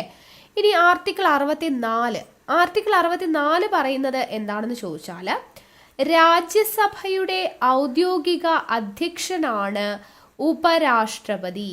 രാജ്യസഭയുടെ ഔദ്യോഗിക അധ്യക്ഷനാണ് ആര്, വൈസ് പ്രസിഡന്റ് അഥവാ ഉപരാഷ്ട്രപതി എന്ന് പറയുന്നത് കേട്ടോ. ഔദ്യോഗിക അധ്യക്ഷൻ എന്നാണ് പറയുന്നത്, ഒരിക്കലും അംഗം എന്ന് പറയുന്നില്ല. ചിലപ്പോൾ നമുക്ക് സ്റ്റേറ്റ്മെന്റ് ആയിട്ടൊക്കെ തരാം, രാജ്യസഭ അംഗമാണ് ഉപരാഷ്ട്രപതി. അംഗം ഒരിക്കലും അല്ല, അധ്യക്ഷനാണ്. ഓക്കെ, അപ്പൊ രാജ്യസഭയുടെ ഔദ്യോഗിക അധ്യക്ഷൻ എന്ന് പറയുന്നത് ഉപരാഷ്ട്രപതിയാണ് അല്ലെങ്കിൽ വൈസ് പ്രസിഡന്റ് ആണ് എന്ന് നമുക്ക് പറയാം. അപ്പോൾ അതിനെക്കുറിച്ച് പ്രതിപാദിക്കുന്ന ആർട്ടിക്കിൾ എത്രയാണ്, ആർട്ടിക്കിൾ 64. ഇനി നമ്മൾ കഴിഞ്ഞ ക്ലാസ്സിൽ പഠിച്ചു പ്രസിഡന്റിനെ ആരും അപ്പോയിന്റ് ചെയ്യല്ല, അവർ തിരഞ്ഞെടുക്കപ്പെടുന്നവരാണല്ലേ. ഇപ്പൊ നമ്മൾ മറ്റുള്ള ഓഫീസേഴ്സിനെ പറ്റിയിട്ടൊക്കെ പഠിക്കുന്ന സമയത്ത് ആരാണ് നിയമിക്കുന്നത് അല്ലെ, ആരാണ് അപ്പോയിന്റ് ചെയ്യുന്നത് എന്നുള്ളത് നമ്മൾ പഠിക്കും അല്ലെ. ഗവർണർ നിയമിക്കുന്നു അല്ലെങ്കിൽ എന്താണ് പ്രസിഡന്റ് നിയമിക്കുന്നു എന്ന് പറഞ്ഞ് പഠിക്കുന്നു. പ്രസിഡന്റിനെയും വൈസ് പ്രസിഡന്റിനെയും അതായത് രാഷ്ട്രപതിയെയും ഉപരാഷ്ട്രപതിയെയും ആരെങ്കിലും നിയമിക്കുകയാണോ ചെയ്യുന്നത്, അല്ല, അവര് തിരഞ്ഞെടുക്കപ്പെടുകയാണ് ചെയ്യുന്നത് അല്ലെ. അവർ ഇലക്റ്റഡ് ആണ് അല്ലെ, തിരഞ്ഞെടുക്കപ്പെടുന്നവരാണ് പ്രസിഡന്റും വൈസ് പ്രസിഡന്റും എന്ന് പറയുന്നത്. ഓക്കെ, ഇനി രാജ്യസഭയുടെ അധ്യക്ഷനാണ് ഉപരാഷ്ട്രപതി എന്ന് പറഞ്ഞു. അപ്പോൾ അദ്ദേഹത്തിന്റെ അനുമതിയോടെ അല്ലാതെ രാജ്യസഭയിൽ ഒരു ബില്ല് പോലും അവതരിക്കാൻ പറ്റത്തില്ല. ഓക്കെ, നമുക്കറിയാം ഒരു ബില്ല് നമ്മൾ അവതരിപ്പിക്കും അല്ലെ, ലോക്സഭയിൽ അവതരിപ്പിക്കും, രാജ്യസഭയിൽ അവതരിപ്പിക്കും. അപ്പോൾ ഒരു രാജ്യസഭയിൽ ഒരു ബില്ല് അവതരിപ്പിക്കണമെങ്കിൽ ആരുടെ അനുമതിയോടുകൂടെ മാത്രമേ അത് പറ്റത്തുള്ളൂ, ഉപരാഷ്ട്രപതിയുടെ അല്ലെങ്കിൽ വൈസ് പ്രസിഡന്റിന്റെ അനുമതിയോടുകൂടി മാത്രമേ അവതരിക്കാൻ പറ്റുള്ളൂ എന്നുള്ള കാര്യം ഓർത്തിരിക്കുക. ഇനി ഉപരാഷ്ട്രപതി എന്ന് പറയുന്ന പദവിക്ക് പ്രാധാന്യം നമുക്ക് ഉപരാഷ്ട്രപതി എന്നുള്ള നിലയ്ക്ക് വലിയ പ്രാധാന്യമൊന്നുമില്ല. പക്ഷേ രാഷ്ട്രപതിക്ക് പകരം ഉപരാഷ്ട്രപതി ചുമതല നിർവഹിക്കുന്ന ചില സന്ദർഭങ്ങൾ വരാറുണ്ട്. അങ്ങനെ വരുമ്പോൾ മാത്രമാണ് ഈ ഉപരാഷ്ട്രപതി എന്ന് പറയുന്ന പദവിക്ക് ഒരു പ്രാധാന്യം വരുന്നുള്ളൂ. ഓക്കെ, അപ്പോൾ ഉപരാഷ്ട്രപതി എന്ന് പറയുന്ന ആ ഒരു സ്ഥാനത്തിരിക്കുന്ന സമയത്ത് അദ്ദേഹത്തിന് വലിയ പ്രാധാന്യമൊന്നുമില്ല. രാഷ്ട്രപതിയുടെ അഭാവത്തിൽ ഇദ്ദേഹം ഉപരാഷ്ട്രപതി രാഷ്ട്രപതിയുടെ ചുമതലകൾ വഹിക്കുമ്പോൾ മാത്രമാണ് അദ്ദേഹത്തിന് ആ ഒരു ചുമതല, അല്ലെങ്കിൽ ആ ഒരു ചുമതല വഹിക്കുമ്പോഴാണ് അദ്ദേഹത്തിന് ആ ഒരു പ്രാധാന്യം ലഭിക്കുന്നത്. ഉപരാഷ്ട്രപതി എന്ന് പറയുന്ന ഒരു പൊസിഷന് ആ ഒരു പ്രാധാന്യം ലഭിക്കുന്നത്. പക്ഷേ ഇങ്ങനെ ഇപ്പോൾ രാഷ്ട്രപതിയുടെ അഭാവത്തിൽ ഉപരാഷ്ട്രപതി രാഷ്ട്രപതിയുടെ സ്ഥാനം വഹിക്കാമെന്ന് വിചാരിച്ചോ, ആ സമയത്ത് ഇദ്ദേഹത്തിന് രാജ്യസഭയുടെ അധ്യക്ഷ സ്ഥാനം വഹിക്കാൻ പാടില്ല എന്നും കൂടെ പറയുന്നുണ്ട്. അത് ഓർത്തിരിക്കുക കേട്ടോ. അപ്പോൾ രാഷ്ട്രപതി ഇല്ല എന്നുണ്ടെങ്കിൽ, രാഷ്ട്രപതിയുടെ അഭാവത്തിലാണെങ്കിൽ ആരാണ്? ഉപരാഷ്ട്രപതിയാണ് അദ്ദേഹത്തിൻ്റെ ചുമതല നിർവഹിക്കുന്നത്. ആ ഒരു സമയത്താണ് ഉപരാഷ്ട്രപതിക്ക് വളരെയധികം പ്രാധാന്യം വരുന്നത്.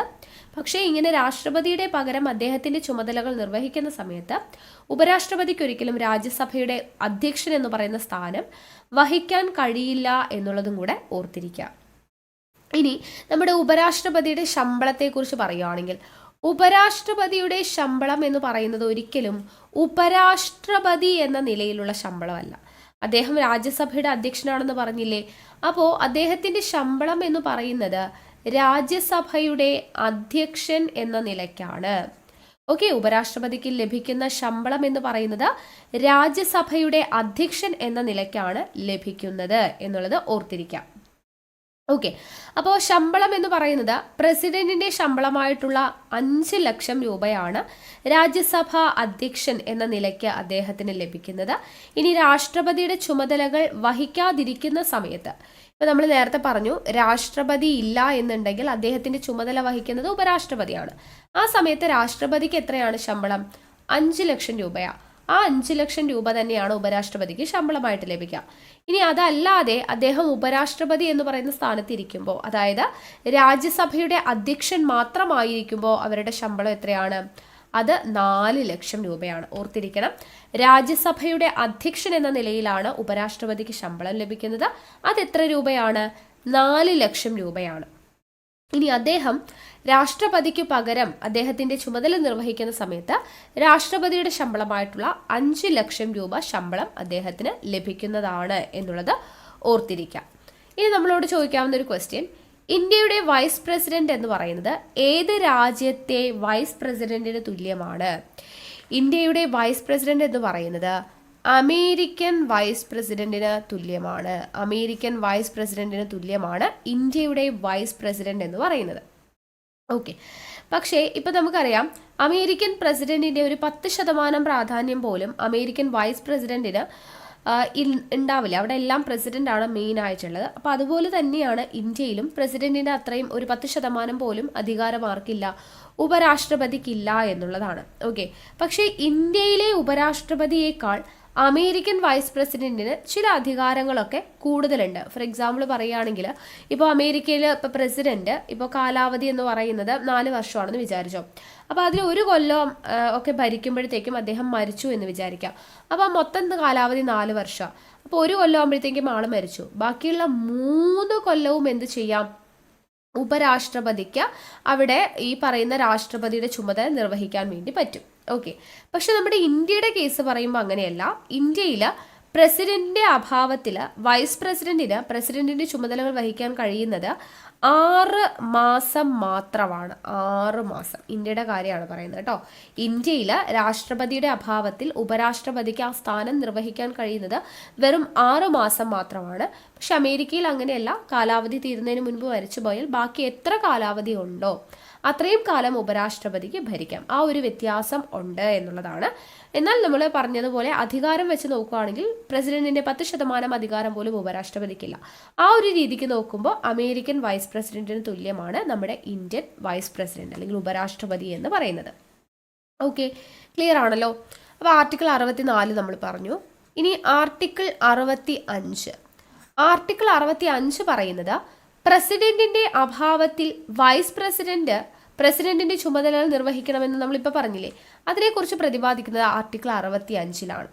പ്രസിഡന്റ് ഇല്ലാതിരിക്കുന്ന സമയത്ത് പ്രസിഡന്റിന്റെ അഭാവത്തിൽ എന്ത് ചെയ്യണം? വൈസ് പ്രസിഡന്റ് ആണ് അദ്ദേഹത്തിന്റെ ചുമതലകൾ നിർവഹിക്കേണ്ടത് എന്ന് പറയുന്ന ആർട്ടിക്കിളാണ് ആർട്ടിക്കിൾ 65. നോട്ട് ചെയ്ത് വെച്ചേക്കണം, ഇമ്പോർട്ടൻ്റ് ആണ്. ഇനി അടുത്തത് ആർട്ടിക്കിൾ 66. ആർട്ടിക്കിൾ 66 പറയുന്നത് എന്താണ്? വൈസ് പ്രസിഡന്റിന്റെ അല്ലെങ്കിൽ ഉപരാഷ്ട്രപതിയുടെ തിരഞ്ഞെടുപ്പിനെ കുറിച്ചാണ്, ഇലക്ഷനെ കുറിച്ചാണ്. നമ്മൾ പറഞ്ഞു ഇവരെല്ലാം ഇലക്റ്റഡ് ആണ്, പ്രസിഡന്റും വൈസ് പ്രസിഡന്റും ഒക്കെ തിരഞ്ഞെടുക്കപ്പെടുന്നവരാണ്. അപ്പോൾ വൈസ് പ്രസിഡന്റിന്റെ തിരഞ്ഞെടുപ്പിനെ കുറിച്ച് നമ്മൾ കഴിഞ്ഞ ദിവസം രാഷ്ട്രപതിയുടെ തിരഞ്ഞെടുപ്പ് നമ്മൾ പഠിച്ചു, 54 പ്രതിപാദിക്കുന്നത്. അതേപോലെ വൈസ് പ്രസിഡന്റിന്റെ തിരഞ്ഞെടുപ്പ് പ്രതിപാദിക്കുന്നത് ആർട്ടിക്കിൾ 66. ഈ വൈസ് പ്രസിഡന്റിനെ തിരഞ്ഞെടുക്കാനായിട്ടും എന്തുണ്ട്? ഒരു ഇലക്ട്രൽ കോളേജ് ഉണ്ട്. നമ്മൾ കഴിഞ്ഞ ദിവസം പഠിച്ചു പ്രസിഡന്റിനെ തിരഞ്ഞെടുക്കുന്നതിന് ഇലക്ട്രൽ കോളേജിൽ തിരഞ്ഞെടുക്കപ്പെട്ട അംഗങ്ങൾ ഉണ്ട് എന്നുള്ളത്, അല്ലേ? അപ്പോൾ അതിൽ ലോക്സഭയിലെയും രാജ്യസഭയിലെയും ഒക്കെ നമ്മൾ പഠിച്ചിട്ടുണ്ടായിരുന്നു. അപ്പോൾ ഇവിടെ ഉപരാഷ്ട്രപതിയെ തിരഞ്ഞെടുക്കുന്നതിന് വേണ്ടിയിട്ടും ഒരു ഇലക്ട്രൽ കോളേജ് ഉണ്ട്.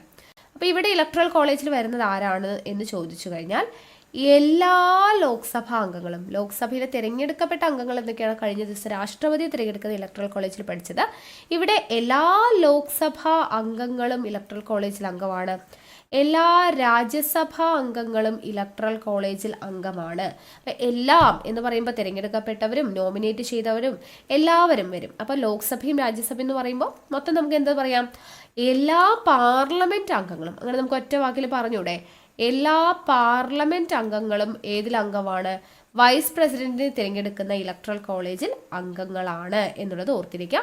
പക്ഷെ ഇവിടെ ഒരു കാര്യം ശ്രദ്ധിക്കണം, സംസ്ഥാന നിയമസഭയിലെ അംഗങ്ങൾക്ക് ഇവിടെ വോട്ടവകാശം ഉണ്ടോ? ഉപരാഷ്ട്രപതിയെ തിരഞ്ഞെടുക്കാൻ ഇല്ല. ഓക്കെ, പക്ഷേ പ്രസിഡന്റിൽ നമ്മൾ സംസ്ഥാന നിയമസഭയുടെ കാര്യം കൂടെ പറഞ്ഞിട്ടുണ്ടായിരുന്നു. ഇവിടെ സംസ്ഥാന നിയമസഭയിലുള്ള അംഗങ്ങൾക്കുള്ള വോട്ടവകാശം ഇവിടെ വരുന്നില്ല എന്നുള്ളത് ഓർത്തിരിക്കാം. പിന്നെ ഈ തിരഞ്ഞെടുപ്പൊക്കെ നടത്തുന്നത് ആരാണ്? കേന്ദ്ര ഇലക്ഷൻ കമ്മീഷനാണ് എന്നുള്ളത് നമ്മൾ കഴിഞ്ഞ ദിവസം പഠിച്ചിട്ടുണ്ട്. ഓക്കെ, ഇനി ഈ രാഷ്ട്രപതി ഉപരാഷ്ട്രപതി തിരഞ്ഞെടുപ്പ് നടക്കുമ്പോൾ അവിടെ ഈ തിരഞ്ഞെടുപ്പിന് വേണ്ടിയിട്ട് ഒരു റിട്ടേണിംഗ് ഓഫീസർ ഉണ്ടായിരിക്കും. റിട്ടേണിംഗ് ഓഫീസർ രാഷ്ട്രപതി ഉപരാഷ്ട്രപതി തിരഞ്ഞെടുപ്പിൽ ഉണ്ടായിരിക്കുന്നതാണ് ഒരു റിട്ടേണിംഗ് ഓഫീസർ. അപ്പോൾ ഈ റിട്ടേണിംഗ് ഓഫീസർ എന്ന് പറയുന്നത് ഒന്നുകിൽ ലോക്സഭാ സെക്രട്ടറി ജനറൽ ആവാം, അല്ലെങ്കിൽ രാജ്യസഭാ സെക്രട്ടറി ജനറൽ ആവാം. ലോക്സഭാ സെക്രട്ടറി ജനറലോ അല്ലെങ്കിൽ രാജ്യസഭാ സെക്രട്ടറി ജനറലോ ആയിരിക്കും ഈ പറയുന്ന വൈസ് പ്രസിഡന്റിന്റെ ഇലക്ഷൻ സമയത്ത്. ഓക്കെ, രാഷ്ട്രപതിയുടെയും ഉപരാഷ്ട്രപതിയുടെയും തെരഞ്ഞെടുപ്പിന്റെ സമയത്ത് റിട്ടേണിംഗ് ഓഫീസർ എന്ന് പറയുന്നത് ആരായിരിക്കും? ലോക്സഭയിലെയോ അല്ലെങ്കിൽ രാജ്യസഭയിലെയോ സെക്രട്ടറി ജനറൽ ആയിരിക്കും എന്നുള്ളത് ഓർത്തിരിക്കാം.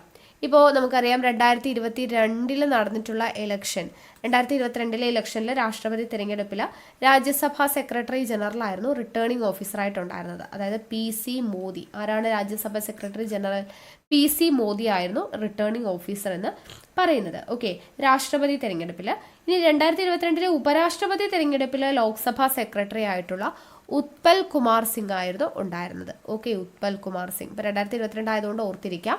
2022 രാഷ്ട്രപതി തിരഞ്ഞെടുപ്പിൽ രാജ്യസഭ. അപ്പോൾ 6 വെച്ച് നമുക്ക് കണക്ട് ചെയ്യാം അല്ലേ? 2022 രാഷ്ട്രപതി തിരഞ്ഞെടുപ്പിൽ രാജ്യസഭ സെക്രട്ടറി ജനറൽ PC മോദിയും,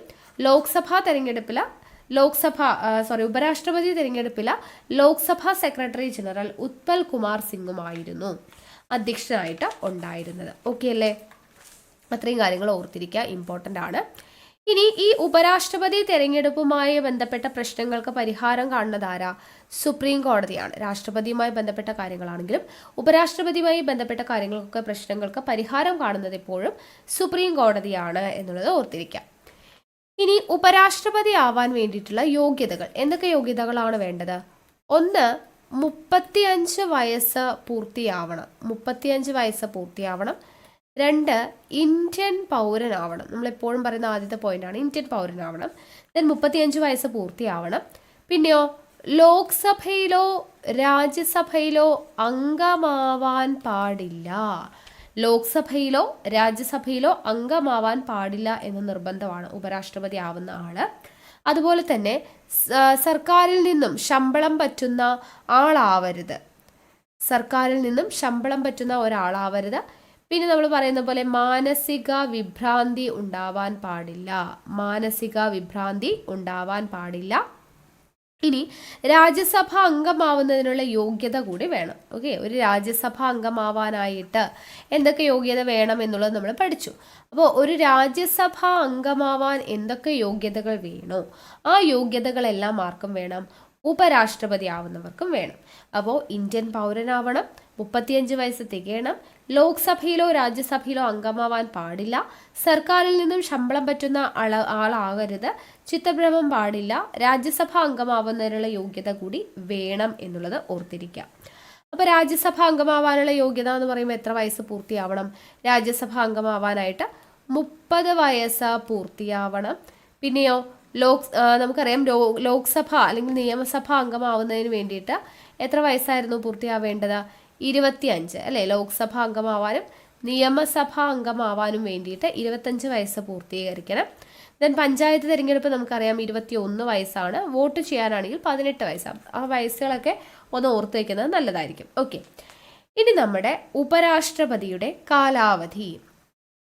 ഉപരാഷ്ട്രപതിയുടെ കാലാവധി എന്ന് പറയുന്നത് എത്രയാണ്? 5 വർഷം. 5 വർഷമാണ് കാലാവധി. ആർട്ടിക്കിൾ 67 ഇതിനെക്കുറിച്ച് പറയുന്നത്. ആർട്ടിക്കിൾ 67 കാലാവധിയെക്കുറിച്ച് പ്രതിപാദിക്കുന്നത്. ഇനി നീക്കം ചെയ്യുന്നത്, ഉപരാഷ്ട്രപതിയെ നീക്കം ചെയ്യുന്നത് ആരാ? നീക്കം ചെയ്യുന്നതിന് ഒരു പ്രൊസീജിയർ ഉണ്ട്. നമ്മൾ പ്രസിഡന്റിനെ പഠിച്ചതുപോലെ തന്നെ ആദ്യം ഒരു പ്രമേയം കൊണ്ടുവരുന്നു. ആ പ്രമേയം കൊണ്ടുവരുന്നതിൻ്റെ 14 ദിവസം മുൻപ് എന്ത് ചെയ്യണം? അദ്ദേഹത്തിന് ഒരു നോട്ടീസ് നൽകിയിരിക്കണം, ഇങ്ങനെ വരുന്നുണ്ട് എന്ന് പറഞ്ഞിട്ട്. ദെൻ പ്രമേയം എന്ത് ചെയ്യണം? രാജ്യസഭയിൽ അവതരിപ്പിക്കണം. എവിടെയാണ് ആദ്യം അവതരിപ്പിക്കേണ്ടത്? രാജ്യസഭയിൽ അവതരിപ്പിക്കണം. അവിടെ ഭൂരിപക്ഷം അംഗങ്ങൾ പിന്തുണച്ചു കഴിഞ്ഞാൽ ഈ പ്രമേയം എന്ത് ചെയ്യുന്നു? പാസ്സാക്കുന്നു. പിന്നെ ലോക്സഭ കൂടി അംഗീകരിച്ചിട്ടുണ്ടെങ്കിൽ വൈസ് പ്രസിഡന്റിനെ നീക്കം ചെയ്യുന്നു എന്നുള്ളത്. പക്ഷെ ഇവിടെ ഇംപീച്ച്മെന്റ് എന്ന് പറയുന്ന പ്രോസസ്സ് ഒന്നും ഇല്ല. അപ്പോൾ രാഷ്ട്രപതിയുടെ കാര്യം നമ്മൾ പറഞ്ഞു ലോക്സഭയിലോ രാജ്യസഭയിലോ എവിടെ വേണമെങ്കിലും ആദ്യം അവതരിപ്പിക്കാം. പക്ഷെ ഉപരാഷ്ട്രപതിയുടെ കേസിൽ രാജ്യസഭയിലാണ് നമ്മൾ ആദ്യമായിട്ട് അവതരിപ്പിക്കുന്നത്. അവിടെ നിന്നും പാസ്സാക്കി പിന്നെ ലോക്സഭ കൂടി അംഗീകരിച്ചിട്ടുണ്ടെങ്കിലാണ് വൈസ് പ്രസിഡന്റിനെ നീക്കം ചെയ്യുന്നത്. ഓക്കെ, അപ്പോൾ ഇതാണ് പ്രോസസ്സ് കേട്ടോ. നീക്കം ചെയ്യുന്നതിൻ്റെ ഇംപീച്ച്മെന്റ് നടപടിക്രമം ആവശ്യമില്ല എന്നുള്ള കാര്യം ഓർത്തിരിക്കാം. ഇനി അടുത്തത് ആർട്ടിക്കിൾ 68. ആർട്ടിക്കിൾ 68 പറയുന്നത് എന്താണ്? നിലവിൽ വൈസ് പ്രസിഡന്റ് ആയിട്ട് ഒരാളുണ്ടെന്ന് വിചാരിക്കാം. ഓക്കെ, ഇപ്പൊ നിലവിൽ ഒരു ഉപരാഷ്ട്രപതി ഉണ്ട്, ഒരു വൈസ് പ്രസിഡന്റ് ഇപ്പൊ നിലവിലുണ്ട്. ഇനി കാലാവധി കഴിയാറായിട്ടുണ്ടെങ്കിൽ ഈ കാലാവധി കഴിയുന്നതിന് മുൻപ് തന്നെ എന്ത് ചെയ്യണം? പുതിയ പ്രസിഡന്റിനെ കണ്ടെത്തണം. ഇപ്പം കാലാവധി 5 വർഷമാണ്. 3 വർഷമൊക്കെ അല്ലെങ്കിൽ 4 വർഷമൊക്കെ ആകുമ്പോഴത്തേക്കും അടുത്ത ആളെ നമ്മൾ കണ്ടുവയ്ക്കണം എന്ന് പറയുന്ന ആർട്ടിക്കിളാണ് 68. അപ്പോഴാണ് ഇയാൾ സ്ഥാനം ഒഴിയുമ്പോൾ ഉടനെ തന്നെ അടുത്ത ആൾ കയറത്തുള്ളൂ. ഓക്കെ, അപ്പോൾ ആർട്ടിക്കിൾ 68 അതാണ് പറയുന്നത്. നിലവിൽ വൈസ് പ്രസിഡന്റ് ആയിട്ടുള്ള ഒരാൾ, അദ്ദേഹത്തിന് കാലാവധി കഴിയാറായിട്ടുണ്ട്, കാലാവധി കഴിയുന്നതിന് മുൻപ് തന്നെ പുതിയ പ്രസിഡന്റിനെ കണ്ടെത്തണം എന്ന് പറയുന്ന ആർട്ടിക്കിളാണ് ആർട്ടിക്കിൾ 68. ഇനി ആർട്ടിക്കിൾ 69 പറയുന്നത് എന്താണ്? വൈസ് പ്രസിഡന്റിന്റെ സത്യപ്രതിജ്ഞയെക്കുറിച്ചാണ് പറയുന്നത്. വൈസ് പ്രസിഡന്റിന്റെ സത്യപ്രതിജ്ഞയുമായി ബന്ധപ്പെട്ട ആർട്ടിക്കിളാണ് ആർട്ടിക്കിൾ 69 എന്ന് പറയുന്നത്. വൈസ് പ്രസിഡന്റ് സത്യപ്രതിജ്ഞ ചെയ്യുന്നത് ആരുടെ മുമ്പിലായിരിക്കും? പ്രസിഡന്റിന്റെ മുമ്പിലായിരിക്കും. ഓക്കെ, പ്രസിഡന്റിന്റെ മുമ്പിലാണ് വൈസ് പ്രസിഡന്റ് സത്യപ്രതിജ്ഞ ചെയ്യുന്നത്. നിലവിലെ ഇന്ത്യയുടെ വൈസ് പ്രസിഡന്റ് എന്ന് പറയുന്നത് 14ാമത് വൈസ് പ്രസിഡന്റ് ആണ്. ജഗദീപ് ധൻകർ ആണ് കേട്ടോ. ജഗദീപ് ധൻകർ ആണ് നിലവിലെ വൈസ് പ്രസിഡന്റ് എന്ന് പറയുന്നത്. 14ാമത് വൈസ് പ്രസിഡന്റ് ആണ്. ദെൻ ഇന്ത്യയുടെ ആദ്യത്തെ ഉപരാഷ്ട്രപതി ആരാ? Doctor S Radhakrishnan. ഇന്ത്യയുടെ ആദ്യത്തെ ഉപരാഷ്ട്രപതി എന്ന് പറയുന്നത് ഡോക്ടർ എസ് രാധാകൃഷ്ണൻ. നിലവിൽ ആരാണ്? ജഗദീപ് ധൻകർ ആണ് എന്നുള്ള കാര്യം ഓർത്തിരിക്കുക. ഓക്കെ അല്ലേ? അപ്പോൾ ഇത്രയും കാര്യങ്ങളാണ് നമുക്ക് ഉപരാഷ്ട്രപതി എന്ന് പറയുന്ന ഭാഗത്ത് നമുക്ക് ഇമ്പോർട്ടൻ്റ് ആയിട്ടുള്ള ആർട്ടിക്കിൾസും പോയിന്റ്സും പറഞ്ഞു തരാനുള്ളത്.